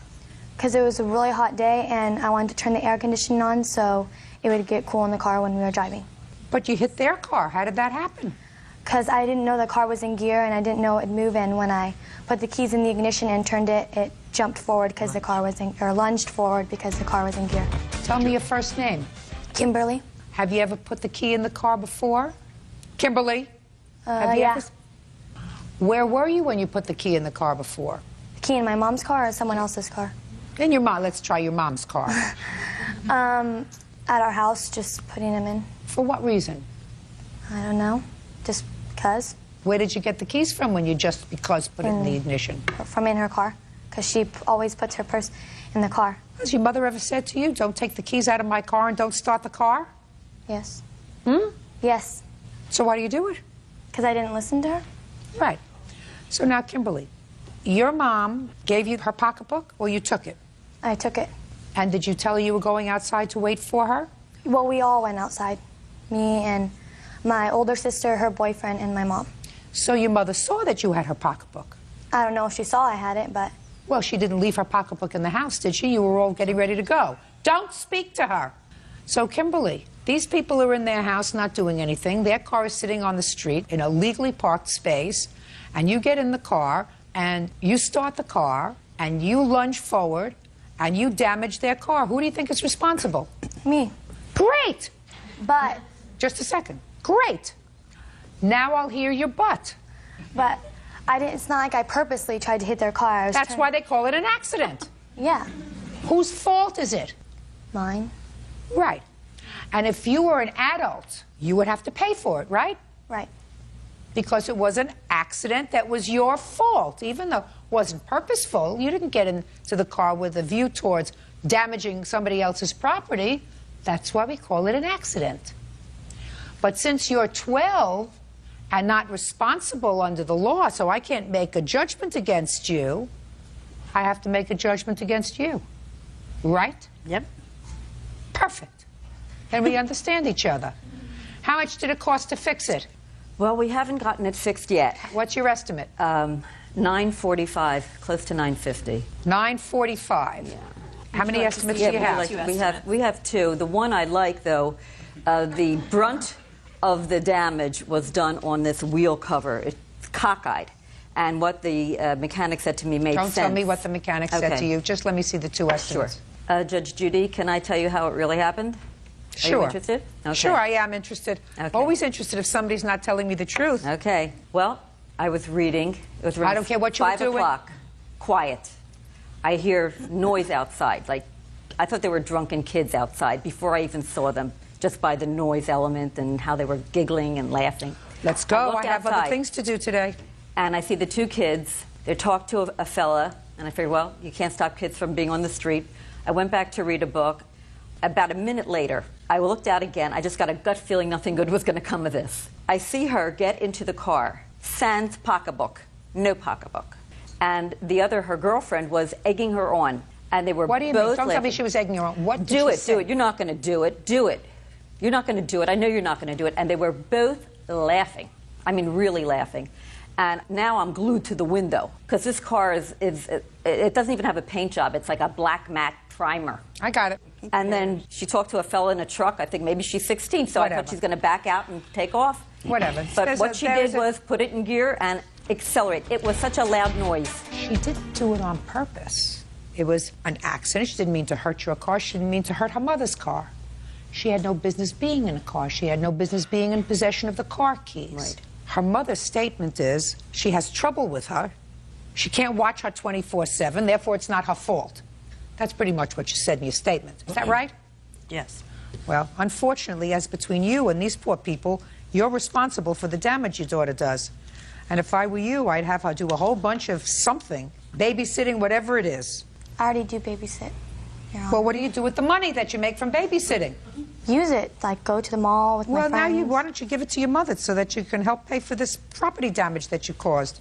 Judgment for the plaintiff for the amount of $742.47, which is the amount of the lower estimate. That's all. Step out. Take responsibility for what you do. In the matter of Evola versus Zampino, parties have been sworn in. You may be seated, folks. Miss Evola, the defendant is your half-sister, and according to what I read, you only recently, in the last few years, had a relationship with each other. Yes. According to your complaint, you rented a home that you own to your sister with the understanding that she would have an option to buy it after she paid rent for a while. Yes. Subsequently, within a relatively short period of time after she moved in, you evicted her. But your lawsuit wants your furniture back. And you say when you left some furniture in the basement that was yours. You allowed her to use some furniture.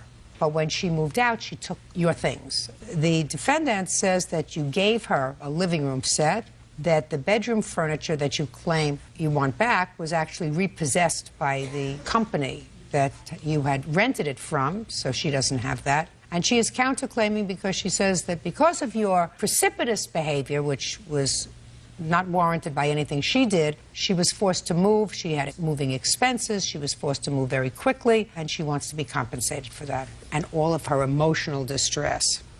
When did you lease her your house? It was in July. And when did you evict her? I gave her notice September 10th. Had she paid rent in August? Yes. Had she paid rent in September? No.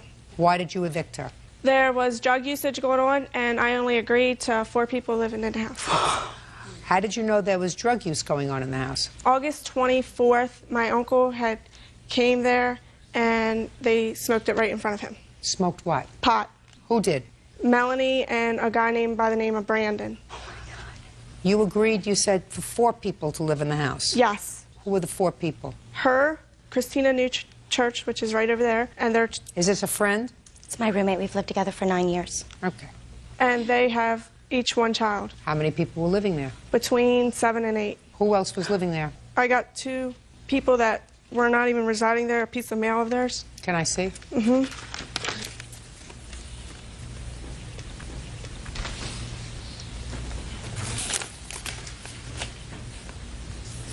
Who's Brandon? My cousin. He did not live there. He stayed there occasionally during the week because Christina works 3rd shift, and he tended the kids. I did pay him. Where did he live otherwise? He lived with his father. Was Joseph? My husband. Some of my utilities were in his name. My husband and I have been separated for almost a year. Okay, now tell me about the furniture. We did have a verbal agreement about the living room set. If she purchased the home, it would be added in with the cost of the house. However, she didn't buy the house, so the furniture didn't come with the house. And I did try to call her. Go ahead. Let's deal with the living room furniture first. Okay. When we discussed the house, she said to me, you can have my washer and dryer, you can have my living room set, you can have the bedroom set if you pay the last $150 to Color Time where she was renting her bedroom set from. I said, I have an antique set, I don't want the bedroom set, but I will take the living room set because mine is used. The living room set was stained with marker. One of her children must have wrote on it. Her husband works on cars. There's massive grease marks on the one where he must have sat regularly. Which I have all pictures to show. She gave me the living room set. She never said if you purchase the home or if we don't come back, because when she actually on September 10th asked me to move out, she told me it was because her grandmother threw her out of the house that she was staying in South Carolina. I do not use drugs, and I'm Can I see a picture of this living room set that she wants back? Of just the living room set in question? Mm-hmm. Because I did bring pictures of my old living room set just to show you why I would switch.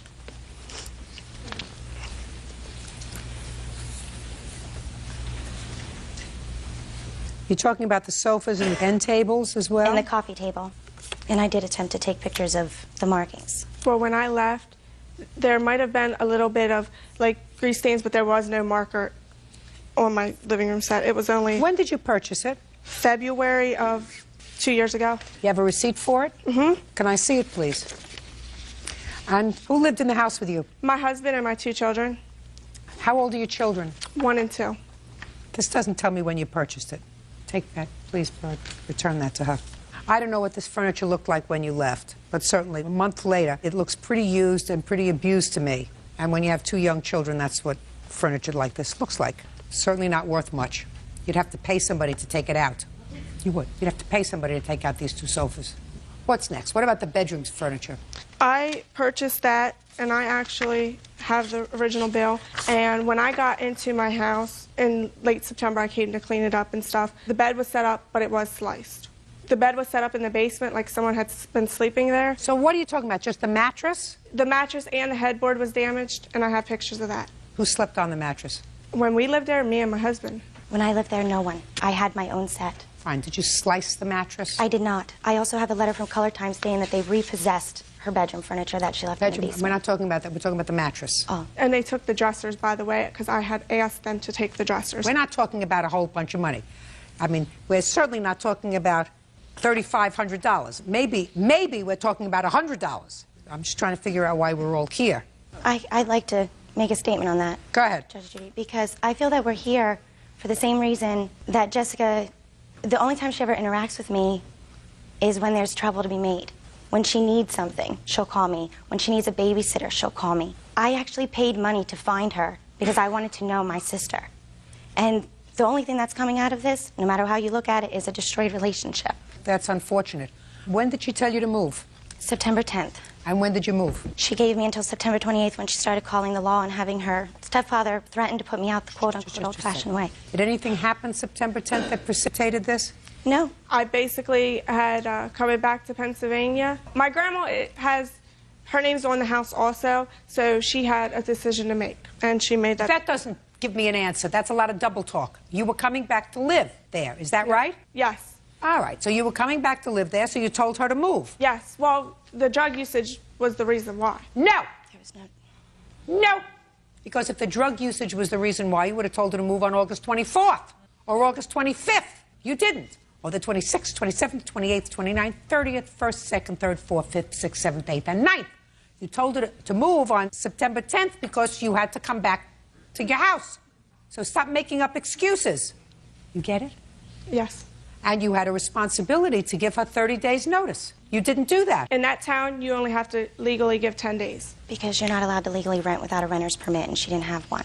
Not nice. Okay. So you get nothing. Not even the $100 that maybe your mattress is worth if it was destroyed, and maybe your coffee tables were worth. Because what you did was the wrong thing, because they're living there with, let's say, 4 people, including 2 children.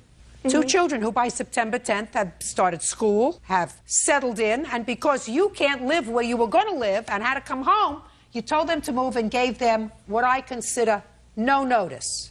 Not even the right thing to do to a stranger, but to do to somebody who's related to you?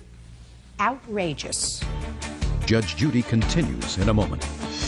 You wanted her out. It had nothing to do with drugs or other people living there. It had to do with you coming home because you had no place else to live. You owe an apology, not a lawsuit. And later today, You have one job when you take care of a 14-month-old baby. And it's not to leave a baby in a car with someone who is on disability for a psychiatric illness. real cases, real people. Judge Judy. Jessica Eveler says her half-sister, Melanie Zampino, stole furniture during tenancy in her home. Jessica claims she kicked Melanie out because she was using drugs. Now, where did you move? I live in Dover. I'd like not to say exactly where because I don't... Fine. Did you pay her September's rent? I did. I have that here. Can I see it, please? Then she didn't pay August. She paid 1 month. How many months' rent did you pay? I only paid September because when she moved, I was supposed to move in September 1st. When she moved, she had gone down to South Carolina and came back. There was some, flooding. People were messing around with her house. She said, Melanie, please just move in as soon as possible. I had to clean up as well. Just a second. When did you move in? Mid-July. Well, then you should have paid 2 months' rent. You only paid 1. You saved a little bit of money so that you had enough money to put down on another apartment. I'm gonna entertain. Yes, the only problem that I had was just finding something. We moved, we And you lived found just fine. something? Yes. That's good. Can I say something, Matt? The electric and gas was shut off September 22nd. When my grandfather went the 26th, everything was moldy, the freezer, everything. So they were out for a Listen while. to me very carefully. You did the wrong thing. You wanted to move back to your house. You wanted her out. It had nothing to do with drugs or other people living there. It had to do with you coming home because you had no place else to live. So I don't know why you're suing her, because the truth of the matter is, if you hadn't brought this lawsuit, she wouldn't have counterclaimed. She was willing to forget it. Yes, I redid Forget an it. entire It's over. room. It's over. You did the wrong thing. You owe an apology, not a lawsuit. Case is dismissed. That's all. Parties are excused. You may step out. She lied in the courtroom saying that she didn't do drugs, and I know she did. My ultimate sadness is that I do not have her as a sister. It's not a probable, it's a definite. We have nothing. We won't probably be talking anymore. She filed this lawsuit on our father's birthday, the only thing that joins us. And I think that that in itself is ironic and says it all. And now the next case. All parties in the matter of Bartlett versus Jones. Step forward. 22-year-old daycare provider Melanie Bartlett is suing former client Thomas Jones for unpaid daycare fees and late charges. Thomas says Melanie left his son in the care of a certified schizophrenic. Miss Bartlett, you run a daycare service, is that right? Yes, I do. And Mr. Jones had one child? Yes. A little boy. Yes, ma'am. Enrolled in your daycare. Is your claim that he took the child out of daycare without giving you notice, that he owes you for a certain period of time that the child was there when he didn't pay, and he also owes you for a whole bunch of late fees because he took the child out without notice? Mr. Jones says that he owes you some money for the daycare. That's correct, Your Honor. It is his claim that he had good cause to remove his son from your daycare because you are not properly caring for him. That is not true, Your Honor. So let's resolve what we can resolve, and then we'll get on to what's in dispute. How much money, Mr. Jones, do you owe her for the time your son, who was how old at the time? 14 and a half, 15 months, Your Honor. How much do you owe Miss Bartlett for the time she did, in fact, care for him? Approximately 2 weeks, Your Honor. Okay. That's And untrue. He paid me the first week, and then after that, I had no other payment from him. Well, I'm trying to recall. First weeks were paid in full. The second week, I received partial payment. That's what you said. $45. Well, Yes. but you have to add that. Yes. So we paid you partially. Yes. For the second week. So each week was how much? Miss Bartlett? $160. And the late fees are $10. Just a second. $435 is what you owe her for the time your son was there and you didn't pay. That's correct, ma'am. Now let's get to termination fee and all of that stuff. Miss Bartlett, how many children do you take care of? I just started my daycare, so I was in the process of getting my license, and he was my first customer. Were you licensed at the time? No. I made him aware of that. I have the paperwork that I was in the process of getting the license, and That's I made him untrue, Your aware Honor. of that when he enrolled his son. At the time you took care of him, you were not a licensed daycare provider. Is No. that what you're telling me? I was in the process of getting the license. It was just paperwork. At the time you took care of his son, you were not a licensed daycare provider. No. Did you know that? No, ma'am. How did you locate her? Through the internet. Do you have a copy of the ad? Unfortunately, I do not, Your Honor. I do. Let me see it, please.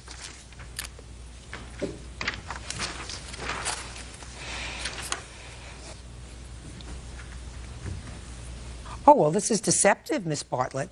Melanie Bartlett, that's you. License number upon request. The only choice was to put in a license number or to say upon request. And I was No, in the process. choice is I don't have one. That's your choice. When I say it's deceptive, it says upon request. Upon request means I have one and I'll give it to you if you ask me for it. So that's deceptive. Judge Judy continues in a moment. Did you leave this child in a car? Yes. Did they give you a license? Yes. That's a big mistake. Real cases, real people. Judge Judy. Daycare provider Melanie Bartlett says former client Thomas Jones owes for unpaid fees. Thomas claims Melanie left his young son in the care of a certified schizophrenic. Now let me see the contract that he signed. In the contract, do you say that you are not licensed? I didn't mention anything about being licensed or not licensed in the contract, no. Well, then that's deceptive, Miss Bartlett. That's one thing. Got to ask questions. Yes, Better questions when you're turning over the most precious commodity that you have to somebody that you don't know. You have to say, let me see your license. Check to make sure it's a valid license with the state. You know how to do that now? Yes, ma'am, I do. All right. The most egregious thing, if it's true, is he removed the child from your care during the second week in October. Is that right? Approximately that, yes, ma'am. And on October 7th, according to you, something happened. Want to tell me what happened? I was informed by Melanie that she was going to a funeral. She asked if she could take my son to this funeral. She told me her mother would be going to watch my son. That is untrue. I don't want to hear. I agreed to this, and I later found out that my son was left in the care of someone who was not qualified, alone in a car with him for, I don't know how long, maybe 20, 30 minutes. This individual happens to be a state-diagnosed schizophrenic, and, That's what you wrote. And I'm very fortunate that nothing happened to my son, that this wasn't a point where, something went wrong. And after that, you took him out. Yes, ma'am. Go. He knew the day before My ex-boyfriend was doing work with him, and he informed him of the funeral that I would be attending. He brought it up as soon as he came to pick up his child that day, and I told him I had a friend who could watch his son, and I told him it was the friend he was referring to, who happens to be schizophrenic. That's untrue. And Listen he said to me. that there was nothing wrong. Listen to me. You have to skip a funeral. You have a job. I know. Listen to me. Did you leave this child in a car? Yes. Wrong. You don't do that. I left him in there with my friend. The air conditioning was on, and it was Listen to me. That's not your job. You have one job when you take care of a 14-month-old baby. He and didn't it's not say to go. anything that I'm he didn't want speaking him to to you. do. And it's not to go to a funeral. And it's not to leave a baby in a car. And it's not to leave a baby in a car with someone who is on disability for a psychiatric illness. Because according to what you said in your statement, because you anticipated what he was going to say, I was attending a funeral for my ex-boyfriend's family member. I left Jacob asleep in the car for a total of 10 minutes with a good friend. He is a schizophrenic, but he's been on his medication. Did they give you a license? Yes. That's a big mistake. I would trust him with my own 9-month-old daughter. and That's he's watched your her on several prerogative. occasions. Listen to me. That is your prerogative. You can trust him with your 9-month-old if you wish. You cannot trust him with somebody else's 9-year-old. Do I make myself clear? Yes. So you don't get termination fees or late fees or any other fees. He knew the day before that... Listen, I don't care what he knew. There is no way that you're going to tell me that you told him that you were going to leave his son in a car with a diagnosed schizophrenic but who's taking his medication. I don't believe that you told him all of that. My mother was there when I told him wouldn't that. believe you if you told me or your mother told me that. Judge Judy continues in a moment. What I am going to give you is the money that he owes you for the time that he used your services. It's written in the contract about the late fees. He gave me no notice. I had no I indication. wouldn't give you a second notice. I had no idea he was not going to bring his son back to me. Listen to me. I don't care whether you knew or not. You're not getting it. Maybe your mother can explain it to you. Maybe the state where you live will listen. Because after what I said to you, if you still think that it was appropriate to leave a child in the care of a diagnosed schizophrenic who receives disability, that speaks to your judgment in caring for infants ages 0 to 2, which is what you advertise. And I wouldn't let you take care of a guppy age 0 to 2. Judgment for the plaintiff in the amount of $435, and you're lucky you're getting it. That's all. Miller versus Chavez Tapia. Parties have been sworn in, Judge. You may be seated. Ladies, have a seat. Ms. O'Miller, it is your claim that the defendants are in possession of a ring that is yours. That's right, Your Honor. And it is a ring that left your possession at some point. You don't know how, you don't know when, but you saw Miss Chavez wearing the ring in a store. She was employed in the store. You looked at the ring, and since you say it was a unique ring made for you, you were sure that it was yours. You told her it was yours. You went and got the police. They came back. She said her boyfriend or fiancé had given her the ring several years before. This is the fiancé, Mr. Tapia, who says that he purchased the ring, that he paid $1,000 for it, and you want your ring back or money. I want the ring. When did you have the ring made? In 1991. By whom? By Creations in Gold up in Seattle, Washington, and this is the jeweler and her husband that made my ring. Well, who made the ring? This lady or her husband? Her husband, and he's since deceased. All right. Did you work with him? Yes, we had a store together. Were you the designer or was he the designer? I was the designer mostly. He did the fabrication. Stand up. Did you personally do it or did your husband do it? We both did. And you remember this particular ring 15 years later? Yes, I do. Where did you get the model from for the ring? It was our design. My husband made... Can I see the ring, please? Ring for me first. What do you mean he made it for you first? A ring like it. Just a second. He made a ring for you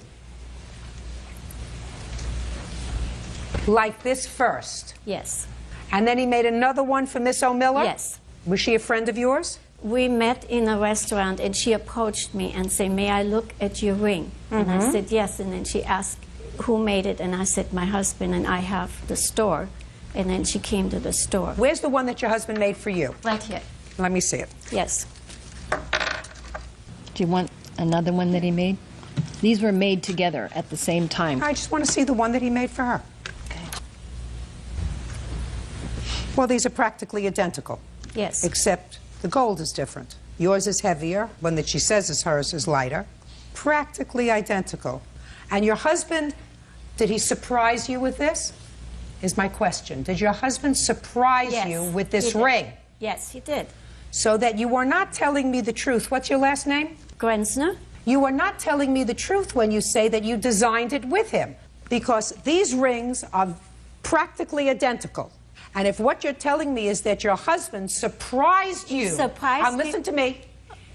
Surprised you with your ring, that means that you didn't design it. That means he designed it. We designed it, but he surprised me, and I got the ring for Christmas. Yes, he surprised me with the ring, but not with the design. That is the truth. Madam, that's a lot of double talk. No. If your husband surprised you with the ring, that means that he designed it and gave it to you as a surprise. A husband doesn't say, I want to surprise you with a ring. Let's sit down and you design it, and then it's going to be a surprise.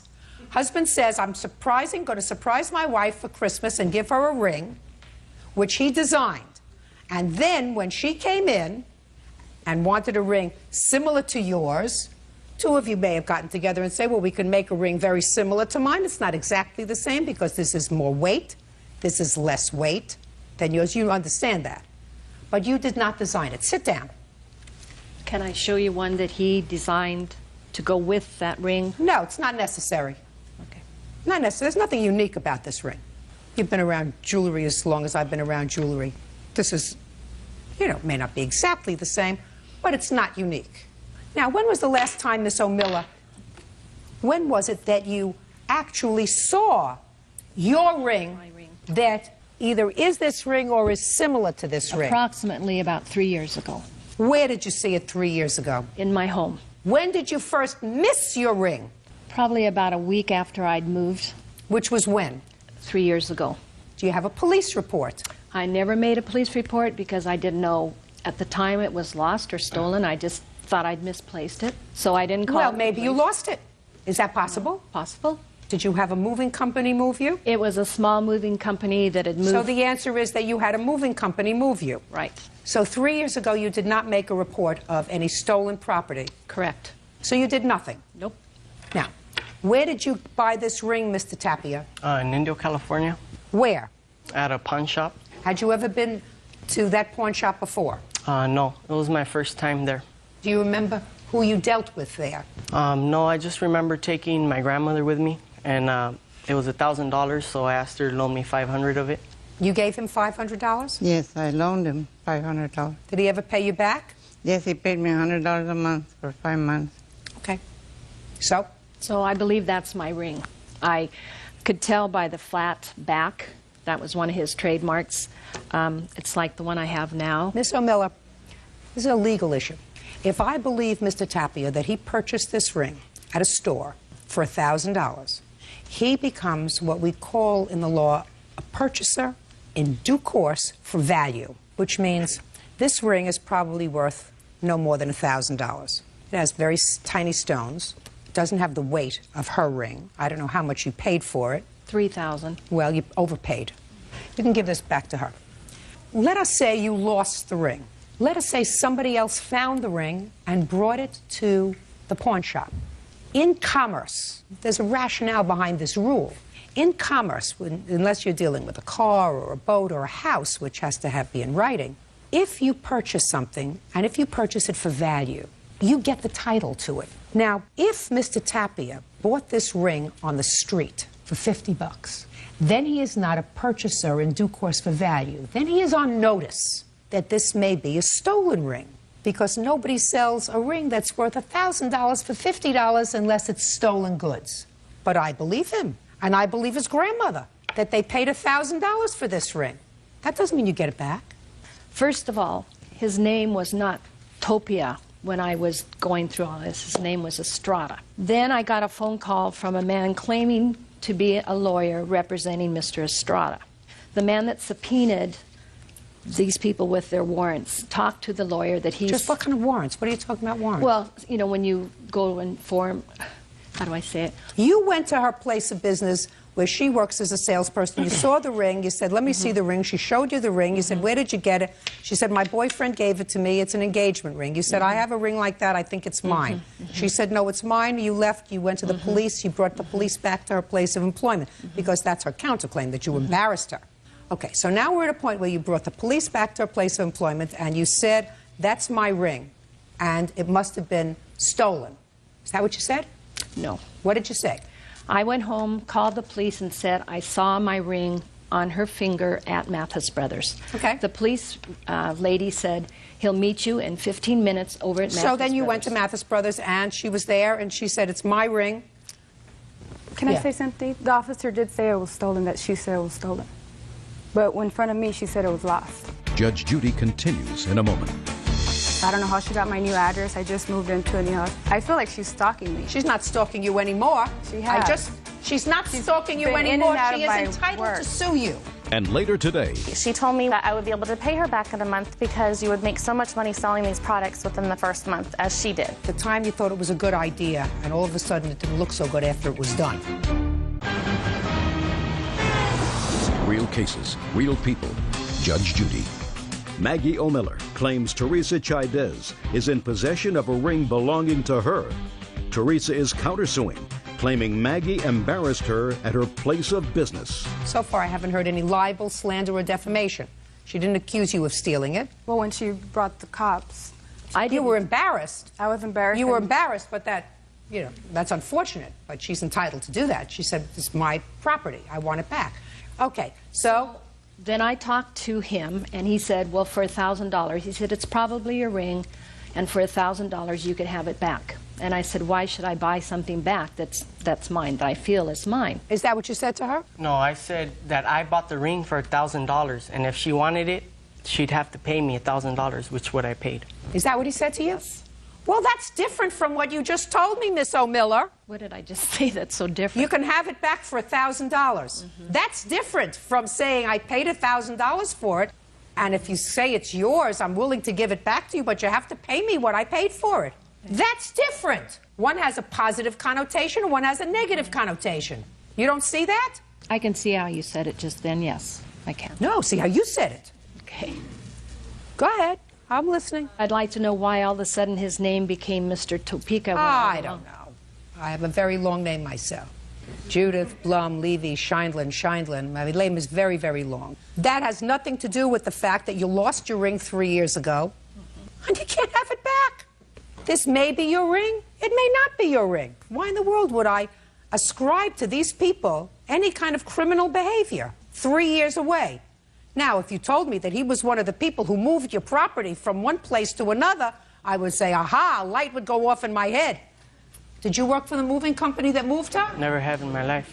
Do you understand? Yes. Well, you can't go around, accusing people of having property, stolen property, and believing that it's stolen. Return this, please. Miss Chaidez? Chaidez, yes. Yes, it's yours. Miss O'Miller, sad that you lost your ring. I would have felt much better about it if you had reported it to the police stolen. You did nothing. And who knows what happened to it in 3 years? It may have fallen in a truck, and 2 months later, somebody found it in the truck and said, I don't even know where this came from. Said, I'm going to sell it, and I'm going to sell it to a pawn shop and see what they give me for it. He sees it. He goes with his grandmother. He says, I only have $500. Can you lend me the other $500? I believe his grandmother when she said that he paid her back. You don't get your ring back, Miss O'Miller. She also doesn't have to pay you for embarrassing you in the store. She didn't accuse you of stealing it.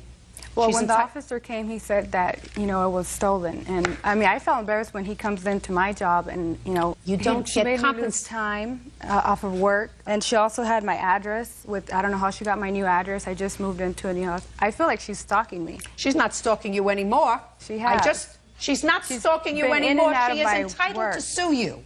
Listen to me carefully. She's entitled to sue you. She had a good faith basis to believe that this was her property. And quite frankly, unless you could establish to my satisfaction, which you have, that you were a holder in due course for value, which means you paid value for this ring, I might have returned it to her if I believed it was hers to begin with. But I believe that you purchased it, and I believe you purchased it in good faith with your grandmother. I believe you paid value for it, and therefore the title is clear, is in your name. Do we all understand that? Good. Thank you. Parties are excused. You may step out. It was embarrassing, you know. She harassed me at work. I guess report anything you think might be lost. Oh, as long as I kept the ring, I'm fine with it. And now the next case. All parties in the matter of Blishak versus Rouse. Step forward. Tanya Blishak is suing her former co-worker, Julianne Rouse, for startup money to sell Mary Kay Cosmetics. Ms. Blishak, according to what I've read in your complaint, you and the defendant worked together in a hair salon period of time, and in addition to your regular work, you were making some money on the side selling Mary Kay Cosmetics. You tried to get Ms. Rouse to become a representative for Mary Kay and claimed that you sold her a quantity of product. You put it on your credit card because she asked you to, with the understanding that she would pay the credit card bill. She paid some, but not all, and you want the balance. Ms. Rouse says that you sort of pressured her into becoming a representative. She paid you back a total so far of $1,400 for the product that was purchased, according to her, without her consent. She stopped selling the product. She still has 6 boxes of it at home that you're welcome to have because she says she's paid enough. Yes. Judge Judy continues in a moment. I sold it for about a month. That's a fib that you just told me, because you told me a moment ago that after a month you ordered more product, so that means that you were at least selling the product for 2 months. Real cases, real people. Judge Judy. Tanya Blishak says former co-worker Julianne Rouse owes for a loan to buy Mary Kay Cosmetics.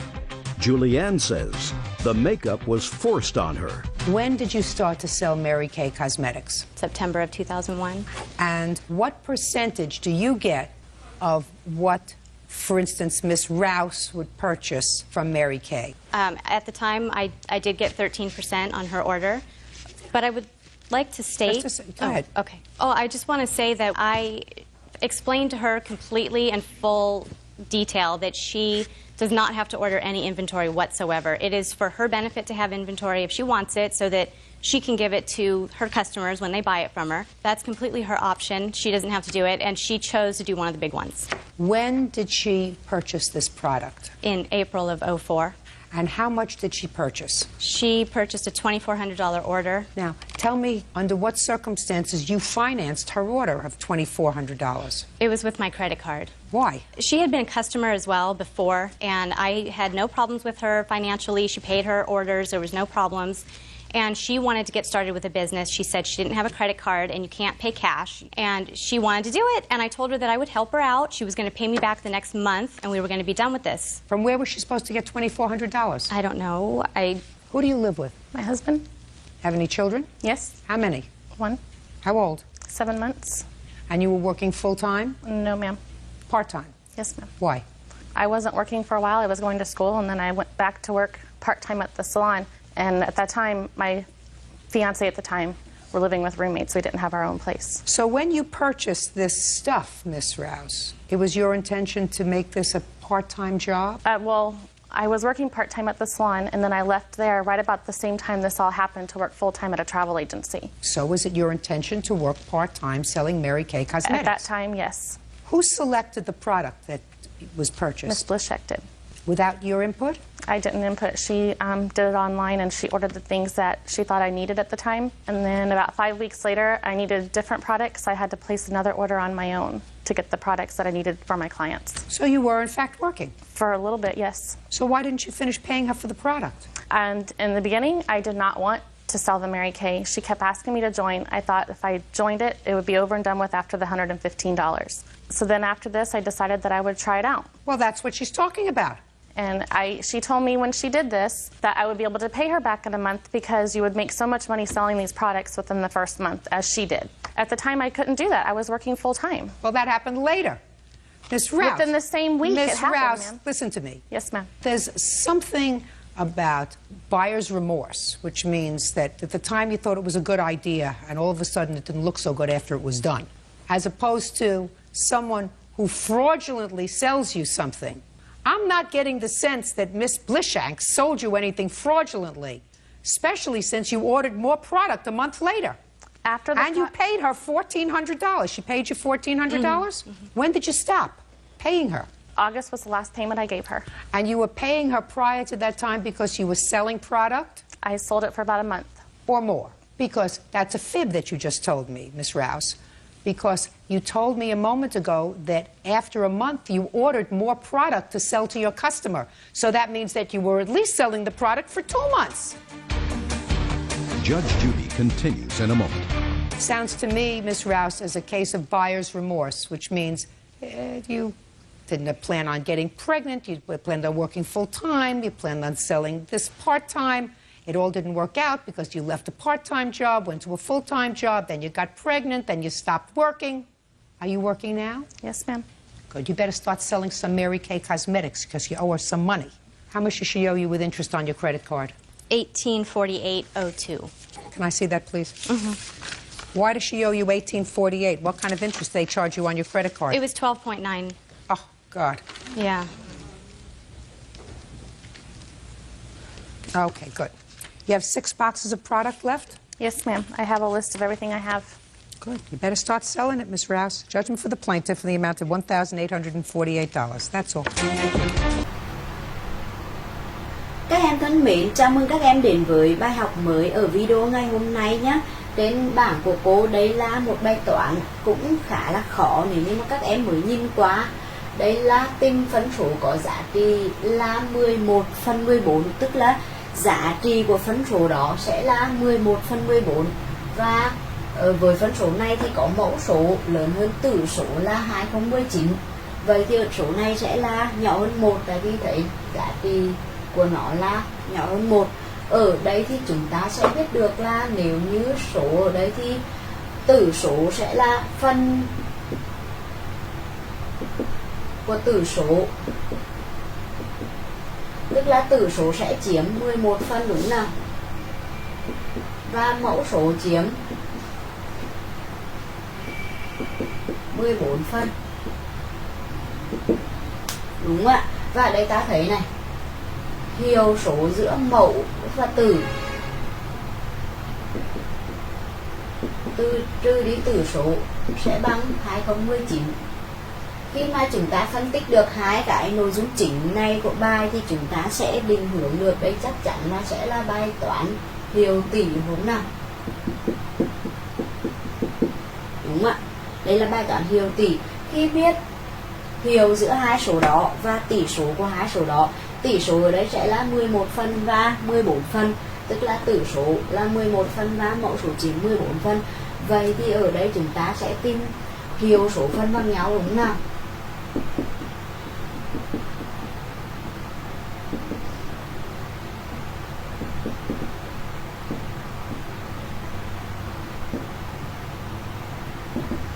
Hiệu số phân bằng nhau ở đây sẽ là 14 trừ 11 bằng 3 phần. 3 phần ở đây, 3 phần thì sẽ chiếm 219 đơn vị. Vậy thì mỗi phần ở đây thì sẽ là 219 chia 3, đúng không? Sẽ là mỗi phần. Vậy thì số bé ở đây sẽ là tử số sẽ là, ở đây sẽ có 219 chia cho 3. 219 chia cho 3 ở đây chính là 1 phần. Tử số chiếm 11 phần chúng ta sẽ nhân với 11. 29 chia 3 là 6. 6 3 18. Còn 21 chia 3 được 7. 673 nhân 11 là bằng 673 cộng 673 là 304 và đấy 7403. Kết quả nhân của phép tính này sẽ là 7403 và mẫu số sẽ là 7403 cộng cho 2019, đúng ạ. Ở đây sẽ bằng 2 này, 3 0 cộng 1 là bằng 0, nhớ 1 là 1, 4 cộng 0 là 4. 7 cộng 2 là 9. Phân số ở đây sẽ là 7.403 chia cho 9.412. Đây là phân số chúng ta cần tìm.